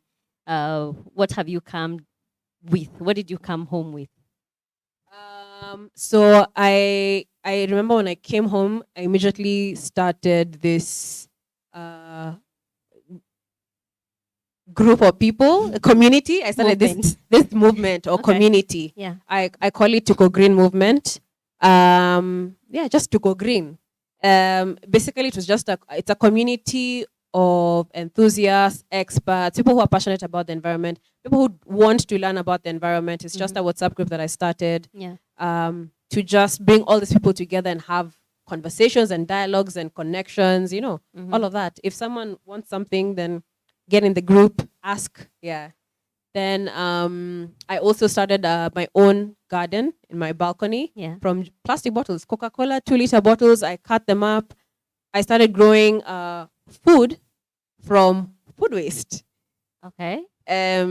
Like the cut up tomatoes and whatever that we use in the house, or what kind of that's waste? That's waste. That's compostable. Yeah. So I compost as well. So I just put it on the balcony, and I also separate my waste. Even if I know it's not going to be disposed of properly, I just have that habit of sorting my waste at home into organics and the other stuff. Yeah. So, for example, you can grow carrots from, you see the top part of a carrot, yeah? Yeah. When you cut a carrot, you part ya juu, you are green. The one with the green top. Okay. If you cut that part up and put it in water, it starts growing leaves. Once it starts growing leaves, you put it in soil. That's a carrot. If you have the spring onions, you only eat the top part, right? Yeah. You don't eat the roots. Yeah. The part with the root. You cut it, you put it in water, it grows roots, transplant, it's a new spring onion. You can do the same with onions, you can do the same with garlic, and so many other things. Cabbage, lettuce, you can grow them like that. So imagine you're growing food from waste. Now imagine right from your house. Yes, right from your house. So if you don't have money, this time you're COVID, imagine you can get food. Your own vegetables. Your own vegetables, balcony. Yes. So how did you do the 2-liter Coke into a... So there are different ways of doing it. You can just Google YouTube how to cut them up. There's different ways of doing it. But for me, I just cut them in half. The part with the lid, I invert into the bottom so that it's kind of like a self-watering system. Like a funnel? Yeah, like a funnel. So it looks like a funnel inside the base. Yeah. So then you can put rope before you put the soil. So then it becomes a self-watering system. Okay. So you put water in the base, you put a rope, Mm-hmm. then you have the funnel. You can put the lid. You make holes in the lid so that the water can be able to drain. Mm-hmm. And then you add the soil. You add some rocks at the bottom so that it's drainable. Okay. Then you add the soil. Then you just plant. Hey, when you tulisoma capillarity, that was, am I right? It was something to do with that, yeah? Osmosis. Science and, yes, osmosis. There was also something to do with capillarity, the way this water is passing through the soil or something like that. Yeah. Oh, that's fantastic. Very practical solutions to how to use your waste right at home. Right at home. Yeah. I don't know, my producer, whether we have any questions on social media, on our YouTube channel, as they are giving us that. So how, from what you have been doing on the ground, do you feel that we are on the right path, or there's still so much to be done in terms of changing our culture, changing our perceptions, and government goodwill? I mean, yeah, there's still so much to be done, but I'd say we're getting somewhere. I'd say a lot of people in Kenya are becoming more environmentally conscious. They're becoming aware of what's going on. Especially with the plastic bag ban, I think that sort of opened up the conversation and dialogues on environmental conservation. So we're getting there slowly. There's businesses that are starting to sell a lot of green products. So. It's a good thing. Baby steps. steps. Yeah, baby steps. Baby steps. Baby steps. Okay. So thank you so much for joining us for this conversation. I hope that wherever you guys were watching us from, you have picked something and ran away with it. This is something that it's our own personal responsibility. We take personal responsibility for how we are disposing of our waste, not every time saying Gava inatulet down, Gava blah blah blah. So and if you're an organization, a youth organization that you're participating in garbage collection, garbage disposal, she has told us you can lobby. You can lobby and you can put government to task. The responsible bodies, you can put them to task, just talk to the right people and know how to talk. Yeah? Know who to talk to, how to talk, and have a good solution. Have a good solution. But thank you so much, WANDIA KIMANI. Thank you for having me. And thank you for even educating us on how we can do so much by ourselves, you know, and all that you're doing, Uko, on the ground. You're doing an amazing job. Amazing Thank job. you. And let's plant trees, guys. Tupande miti. Tupande miti. Tupande miti. But we also, you say that we can reach you. So please Yes. share social media, your contacts. How do we reach you? You can reach me via email on wkimani17@gmail, or my work email at wandia@africayouthtrust.org. Yeah. My Twitter is Wandia Kimani, Wandia_Kimani. Yes. Twitter, email, that's it, yeah? Yes. You're not on Instagram? The rest are personal. Those are personal. Okay, so you guys have heard from her all those contacts that she has given out. Please reach out to her. And yeah, I'm sure she's going to give you a helping hand where you're stuck. Yeah. Thank you so much for coming. And I hope you're going to have this conversation soon. Yes. Maybe when your technical expertise, you were, before we started this, you were telling me you're in school studying, so that you gain the technical know-how. Yeah. Okay, all the best. Thank you. Thank you. All right. Sorry. We are going to take a music break. And please, guys, keep it here. I'm going to be checking our YouTube comments in a few. My phone is off, so that's why I wasn't checking out for your comments. But we're going to go back to those comments wherever they are, and we're going to keep in touch. Yeah, keep it here. We're going to have a break.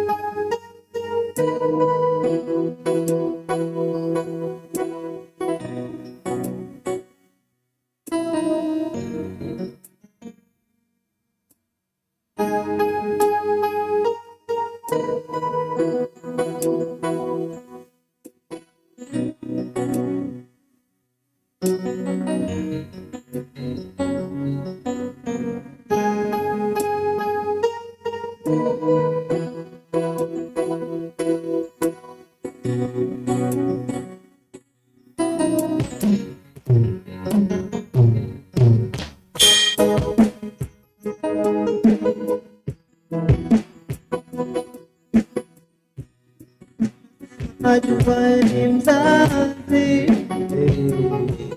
Niruhusu niwaambie kinachonisumbua kichwani. Maybe fursa hii nani tanifanya niwe free. She was always my number one, two. Never had a second one, three. She's the only gem I see for. Nilimpa more and more love life. Nilimpata kiwa shy, six. Humanity seems saba saba. Alichoreshwa wa manane dona. She's no longer mine. Oh, oh. Got me feeling like she's disgusting. So disgusting. I'm disgusted. So disgusted. You're disgusting. So disgusting. I'm disgusted. So disgusted. No, moto niliowasha wa mapenzi yakachacha. Singejua ungenichoma nateketea. Moto niliowasha wa mapenzi yakachacha. Singejua ungenichoma nateketea. You're a player, you're a joke, you're unfair that you broke mtima wangu, you're so cold. You're so cold, yeah. You're disgusting. So disgusting. So disgusting. I'm disgusted. So disgusted. You're disgusting. You're disgusting. So disgusting. You're disgusting. I'm disgusted. Yeah. So disgusted. Oh, love. You're disgusting. Okay. So disgusting. Yeah. I'm disgusted. Yeah. So disgusted. Alright. You're disgusting. You're disgusting. So disgusting. So disgusting. I'm disgusted. Yeah. So disgusted. Hey. You're disgusting. You're disgusting. So disgusting. So disgusting. I'm disgusted. Hey. So disgusted. So disgusted. I'm disgusted. Disgusted. So disgusted. So disgusting. So disgusting. I'm disgusted. Yeah. So disgusted. So disgusted. So disgusting. I'm disgusted. So disgusting. Yeah. I'm disgusted. So disgusted. You're disgusting. So disgusting. I'm disgusted.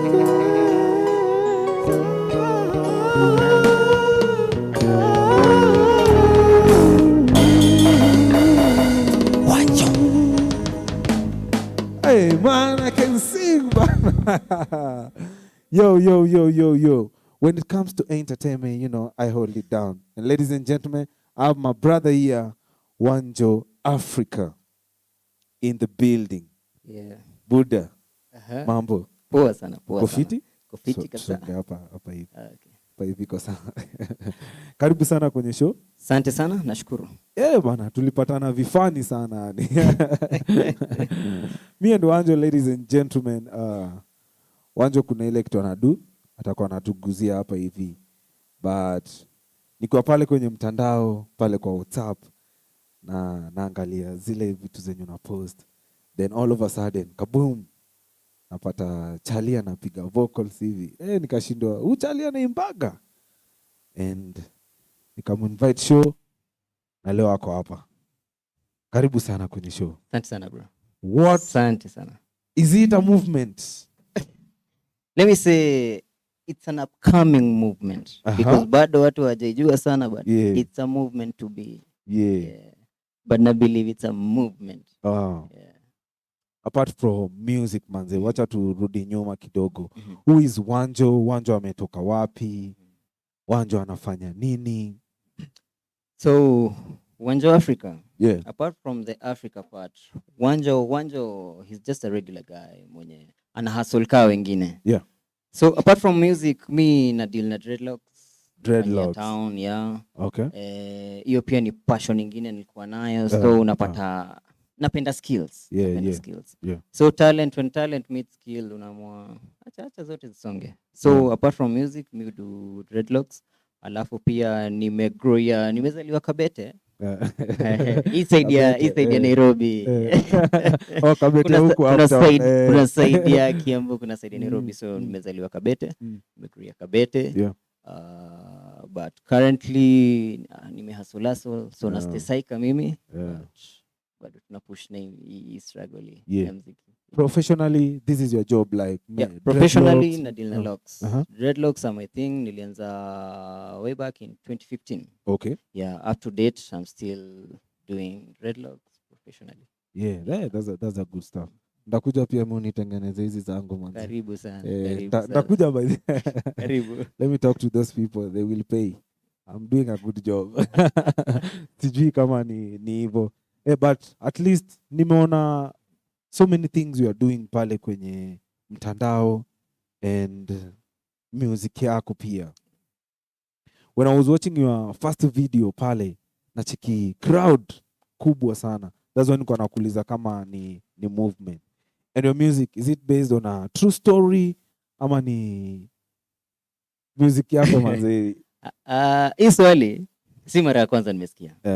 Na hii swali kuna watu uliza na ile wamejam wanashanga mbona bado unateseka na bado uko pale.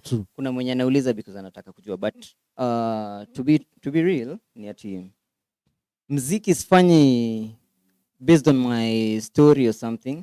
Kuna zile zenye it's me, but majority ni environment yenye niko. Because napata mimi naweza kuwa mahali na kula vizuri, but na kuangalia jirani unaumia. So ndo nitakusaidia, but nitataka kuonyesha dunia kuna watu wanateseka in this way. So nitaiput it in music. Vitu kaa hizo yani. Nice. Talking about also your music and based on a true story, disgusting. You are the only first person nasikia na ako na chorus kama hiyo bana. Hiyo ilikamaje? So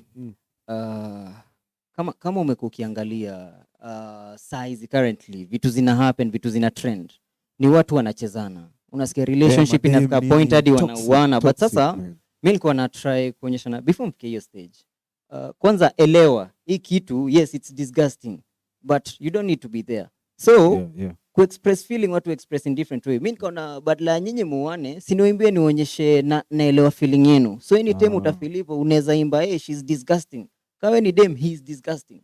Naget? So mkidisgustiana unajua yes tunadisgustiana, but ni moto wewe uliwasha na umekuchoma. So ukichomeka wewe kuacha mkono kwa moto. So that's just come out of the toxic relationships and situationships. So you're based on R&B stuff and those slow music. Yeah, that's the part nataka kunini nayo. Focus nayo sana. Yeah, because watu wengi wako kwa club na nini na sherehe. So after sherehe party nini wamesahau kuna wenye wako kwa relationship, wale wanakosana daily. Na hata si kusahau, unapata akienda kwa club ameacha mtu home, akirudi ni vita. So dance ukiwa club, but ukirudi vita mtaiaddress aje? Hapo Sunday inafaa mpatie kawimbo, sikiza, tulia. Sasa hizi ndo muziki zinaingia, una get. Ama zile vita zenye ziko after the parties na nini, mnafanyaje? Hizo ndo na address. Hizo ndo vitu zina happen back at home. Why do you focus on that R&B stuff? Because huwezi kwa tu unaifanya hivyo and au focus kwa your stuff to hivyo tu? It's because one thing najua iko na feeling. The first thing ukisikiza hii mziki ni kitu utataka kujua, yani huyu msee ako in which position yenye naeleza hivi. Okay. Mbona anaimba hivi? Ndio utake kujua, it means utasikiza lyrics word by word. So nataka kuget attention ya wasee ndio waelewe the feeling na nini. And then there's something yenye mimi usema. But sijaiambia wasee in open as such na nini, but nikitumia ujiambia. So kusema nikamkutana mjita. Hii mziki it's low. I want to get market different from yenye si tunapata hapa. Okay. Sitaki kupata market ya club perform ama nini, because hii mziki ni slow sana. I want it go to a level yenye mingi in the film industry. Naget? Kuna film movies, industry. Kuna series. I want to listen to WANJO Africa's soundtrack on a Netflix movie ama series. That's dope. Yeah? That's something yenye itakuwa ina bring two feelings at once, because una watch movie yenye inakushow mziki inaongelea nini kwa soundtrack. So to may bring two things in on. Yeah. So I'm trying like to do something different yenye najua maybe kuna mtu amekuwa na idea, but nimeweza kuexecute kwa kwanza, so let me push it, mwingine akikam we just make it a movement. Do you think like industry ina accept that type of genre, type of music that you're doing? I believe venye nilipata tu hiyo idea na nika come up nayo, it means kuna mtu mahali pia akona some idea kama hii, ni venye hajapata hiyo platform. So the moment tafanya hivi, atakaa wengine wa accept, wale wachache najua watakam na itakuwa sando hiyo movement sasa yenye nasema tuna build. Yeah, so with time I'm sure kuna watu wanapenda na wana accept. Yeah. What do you think tangu ingia kwa game? Ni nini umeona imekupush sana kukaa kwenye game, because there are a lot of challenges. Advantages ni gani yenye umeona kwa game? So advantage ya kwanza ni wewe mwenyewe ukiwa na passion ya kitu. Despite whatever unapitia, ile passion ukushikilia sana. Because unapata venye unasema kuna challenges mob sana, but ndio ukae pale ni wewe mwenyewe. Alafu unapata kuna kitu moja mimi usema, nikienda place staki hata a million people wanione. I just need one feedback from one person. Okay. A very true feedback yeah. Genuine. Hiyo ndio unimotivate. Na kitu nimekuwa nayo ever since I started. Because utaenda place utapata wasee wame dance, wameruka, but after umetoka stage kuna msee mmoja, na hiyo ni kitu nimekuwa na experience every time. Kama kwambie bro ni aje, naweza get namba yako msee, tunaweza fanya kitu ama nimelike kitu umedo. That's enough. One feedback positive about me. So we main focus yako ikwangi ati kwa ma superstar, wewe unataka like even a pricing superstar unaweza work naye? Yeah, as long as like tuna get whatever tunawakia. I just want us to have the same focus. Nothing like siangali lanes, level nini, anyone mwenye tunaweza blend, because that's umoja ni nguvu. So tukiwa wawili atakaa tuko chini ndio tutainuana. So watu wengi hiyo point ya superstar atakuinua inakuwa it's a bonus. But akisha kuinua yeye ndo atabaki na credit. I guess. But sasa the moment ajue umework, yeye amekuona juu umework. Haja kutoa samu akasema huyu anaweza work. Kweli. Yeah. That's when I work. Acha kata niona ama kama kuna mtu ataona, akam sasa niambie WANJO tunaweza do hivi. Hiyo atajua pia nimempata juu nimeona kitu anadu. Yeah. So ufanye tu for the sake of shows ama nataka kujisikia uko na vision na ile kitu nataka kufanya. That's amazing stuff. Yeah. Right now manze kwa game it's how many years? Since I started muziki pia. Okay, nilianza kitambo sana when I was young nini, but ile professionally ilikuwa ndani yako yani. Imekuwa imesaidia sana. Imesaidia. Muziki. Kuna zile moments unapataga na deal na love sana. Kuna zile moments utapata. Hiyo inamaanisha uko in love Yes, I am. So nafanya kitu najua. That's why nikirelate naye najua mimi na do hivi, mrembo na do hivi, nani ana do hivi. So tukishaka kwa meza utajua amepitia hii ama kitu umbo ama mimi umbo hivi ama yeye unaongea. So mkiongea unaipodcast. Mwingine ukisikia iko hivi na hivi pia, because una relate in that situation. Yeah. So say it's how many years? Since 2015.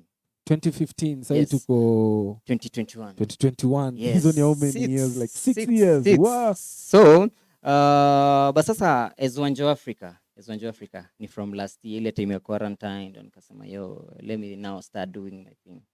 What? So for me professionally as WANJO Africa, the brand Kando, it's a year.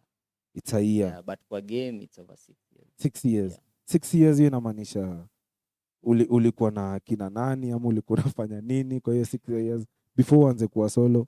So for the 6 years nimekuwa na group. Group. Nimekuwa na group. Hata saa hizi wako tuned in. Wameniambia ni aje bro, tunakusupport kitu tunakusupport. So ni mabro. So tumekuwa nao, tumehustle, of which hata saa hizi tunasemaga something come, hakuna kitu to prevent kudu as long as it's art, creativity. But saa hizi on my side, it's more of the slow motion, the side, love, nini. So ili ilikuwa ni side, sasa tunawapatia sasa the club vibe.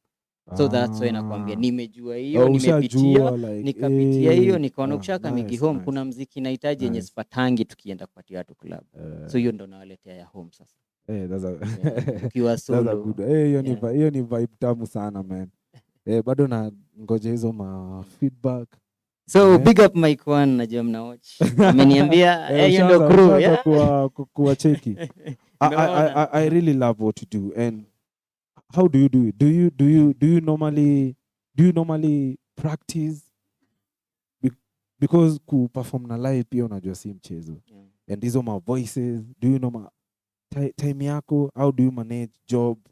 Because they are addressing, unajua lazima unatakika na job, uko na client kama sasa hivi manzo ulikuwa unapigiwa tukiwa huko unahitajika, and then tena music. How do you manage hii time yote? So I think niku balance, because vile nasema ni hard. Juu kwa hii side ya logs, kwa side ya muziki, zote zinahitaji time yako. So the only thing ni kudistribute time ujue vile utamanage. So kasa hizi najua mchana na deal na logs na kuna time yenye natoka job. So after that I can do anything. So that anything nafanyaga iko ni muziki. During the weekends ni muziki. So that's how you just balance. Nice.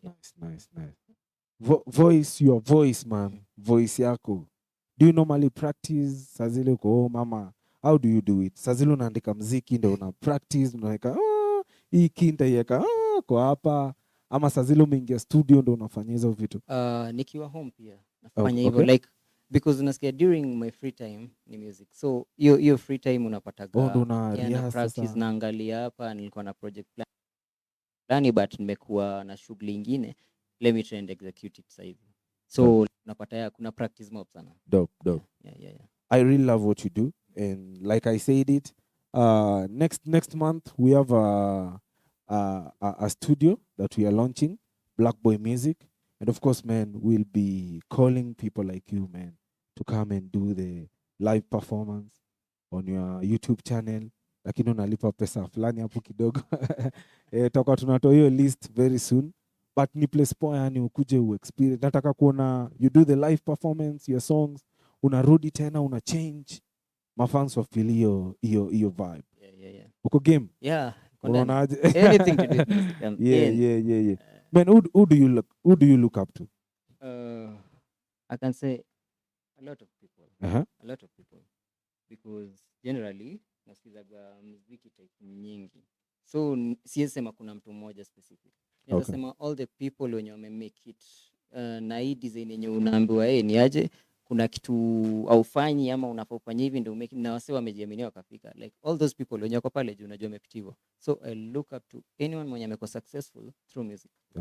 Because niko kwa hiyo music game. Nice. So tip ya huyu na huyu ndio itanifanya nikuwe MC, anaelewa the diversity. Yeah.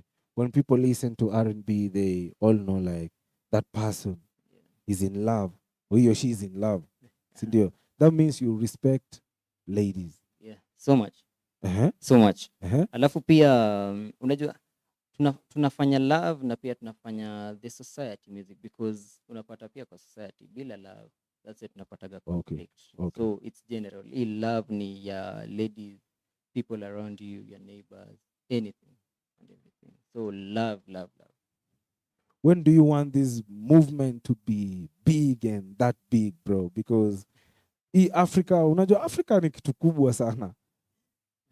So nasema the more tunawapea kazi, the more the more ina grow. So kitu nitasema ni ati nitaendelea tu kuwapea kazi.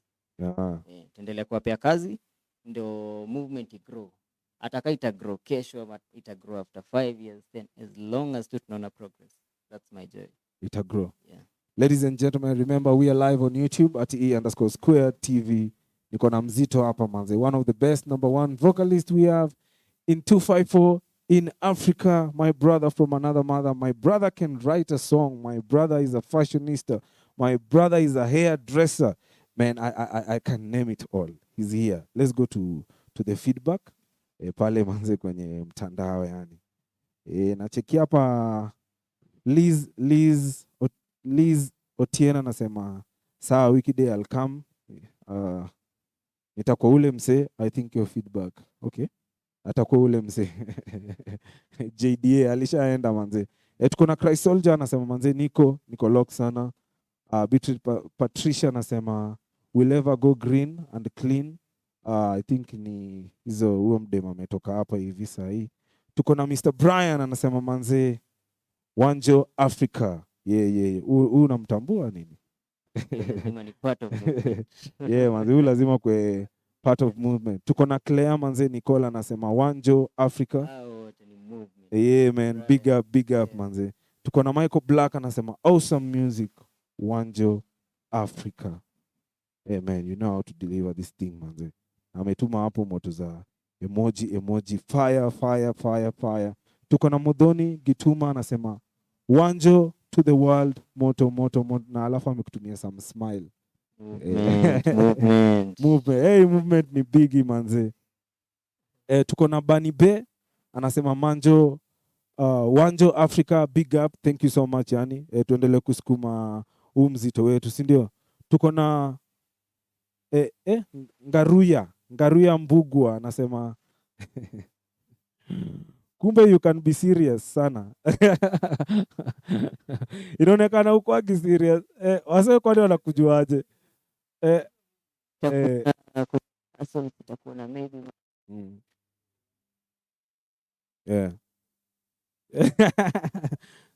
Ako serious manze, si ndio?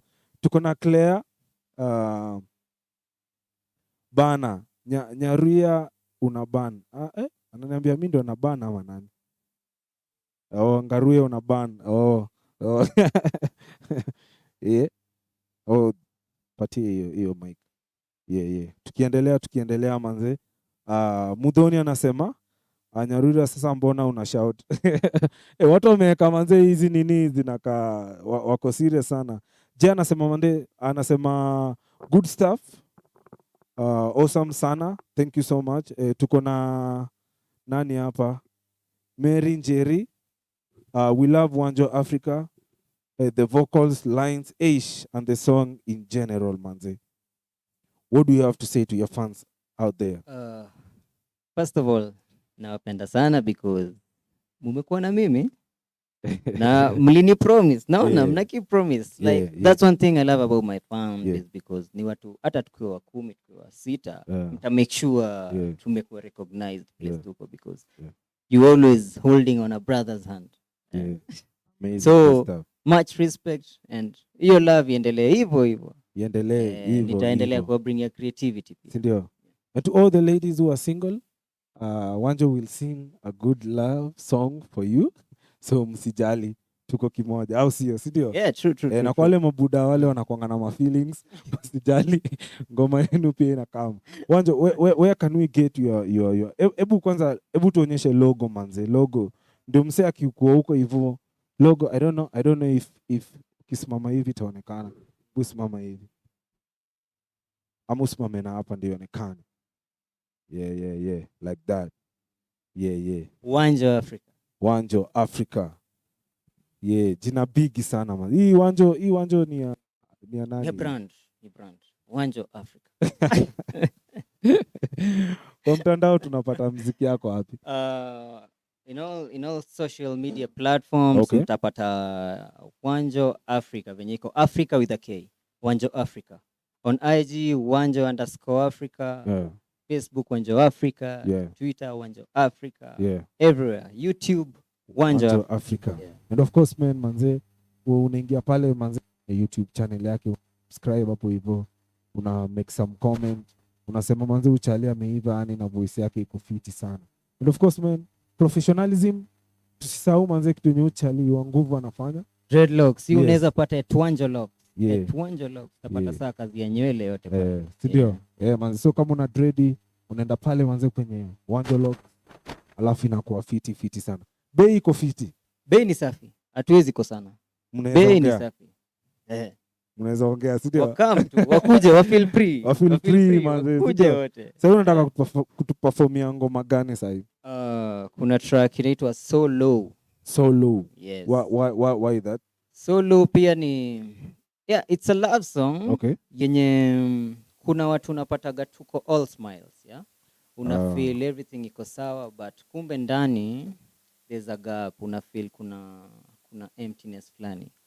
Hiyo bado inaweza apply. Kuna mtu mwenye unapata ako na everything yenye alikuwa anawakia, amepata gari, amepata nyumba, but still there's something missing. Maybe kitu ana miss ni love, ama kitu ana miss maybe ni family, maybe kitu ana miss, you know, there's just something. So ni about finding something yenye unajua una miss. Just find whatever you're missing. Don't feel so low. Don't feel so low. So ngoma inajita so low, ina explain the situation, but the message behind it ni si feel so low. I just love the title, ladies and gentlemen. You all know how we do it. It's all about Islam's expression. And right about now, performing live on the YouTube channel is WANJO Africa with the song Solo. Let's go. Yeah. I'm coming to do the vocals.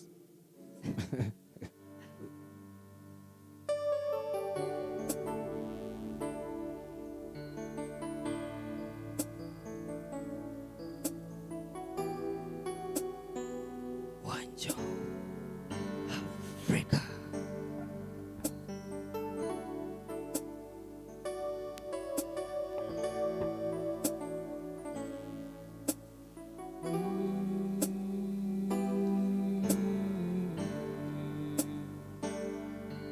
WANJO.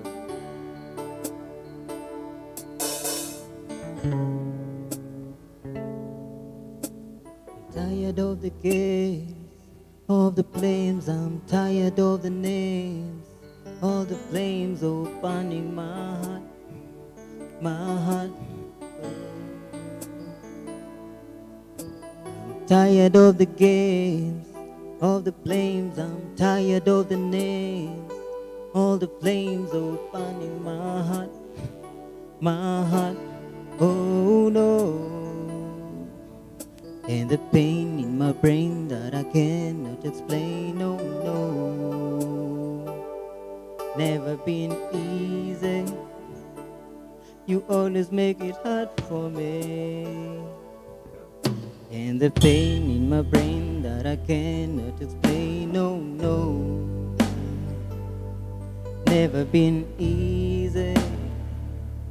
You always make it hard for me. So low, I'm so low. My heart is low, oh low. I'm so low, feeling so low. My heart is low, oh low. So low, I'm so low, I'm so low. Hey, hey. Okay. Nilidhani nikipata mchumba, buy ploti kisha jenga nyumba, nitafurahia, nitatulia. Piga hustle kisha buy paso, mdogo mdogo hadi buy Prado, nitajivunia, nitaridhika. You're such a pretty mess, always on my case. You never see me rest, and let me stay in peace. Oh, such a pretty mess. You're always on my case. You never see me rest and let me stay in peace. I'm so low, feeling so low. My heart is hollow, hollow. I'm so low, feeling so low. My heart is hollow, hollow. I'm so low, feeling so low. My heart is hollow, hollow.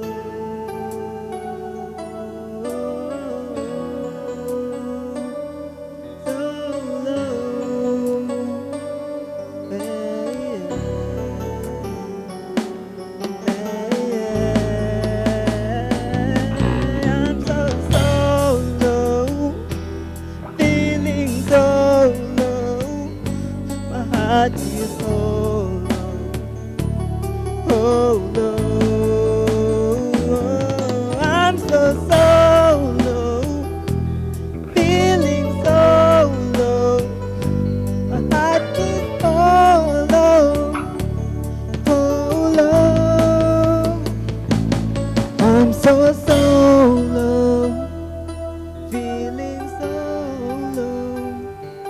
Heart is hollow, hollow.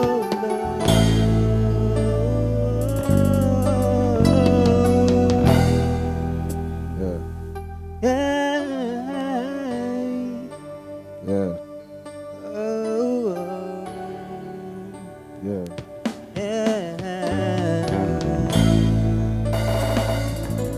WANJO, AFRIKA. Feeling so low. My heart is so low. So low. So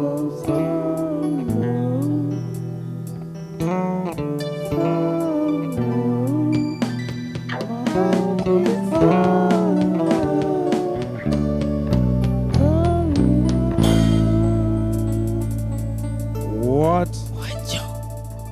Buda manzo, umetuingiza kwa feeling ingine yani. Noma. Ngori. Kuna ma-comments zingine hapa hivi tukimalizie. As I invite Josephine. Josephine, please come. Josephine, tasimama hapa. Okay. Yeah. Remember, we are live on YouTube at E_Square TV. And of course, man, WANJO Africa. What an amazing, beautiful, and wonderful voice. What? Tuko na Raquel anasema manze, big up. Shukran. Raquel.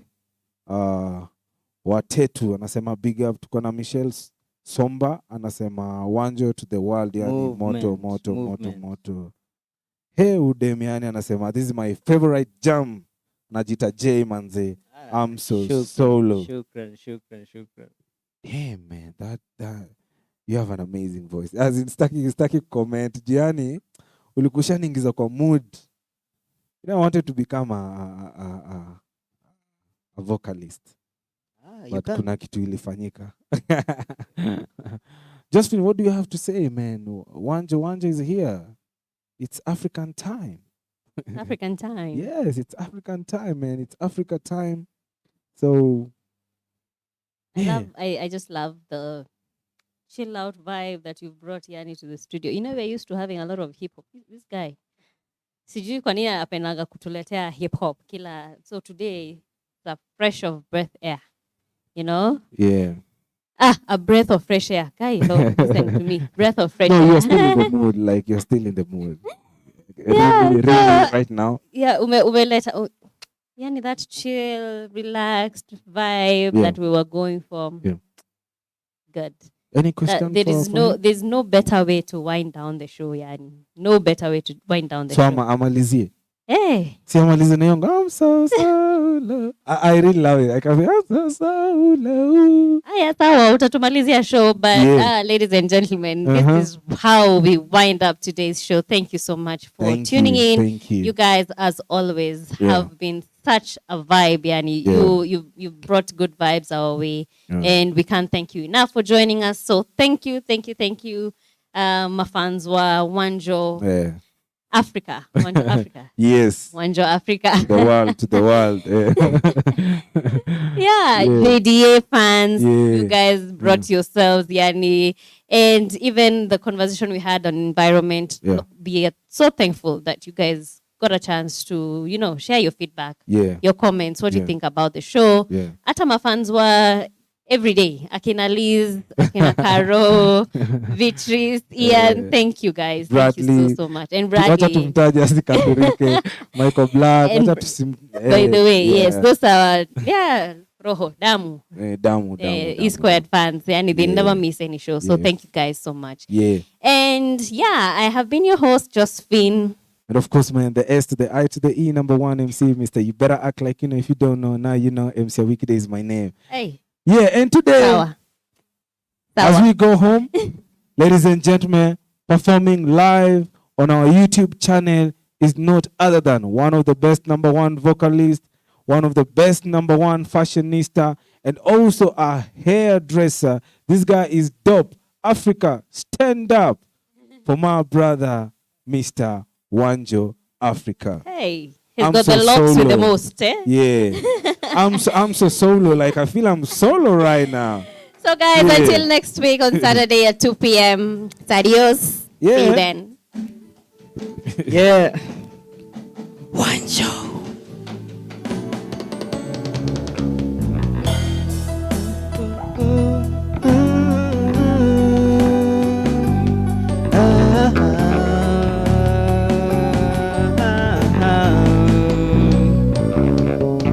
Nilidhani nikipata mchumba bai ploti kisha jenga nyumba nitafurahia, nitatulia, piga haso kisha bai paso mdogo mdogo hadi bai prado, nitajivunia, nitaridhika. You're such a pretty mess, always on my case. You never see me rest, and let me stay in peace. Oh, such a pretty mess. You're always on my case. You never see me rest, and let me stay in peace. I'm so low, feeling so low. My heart is hollow, hollow. I'm so sorry.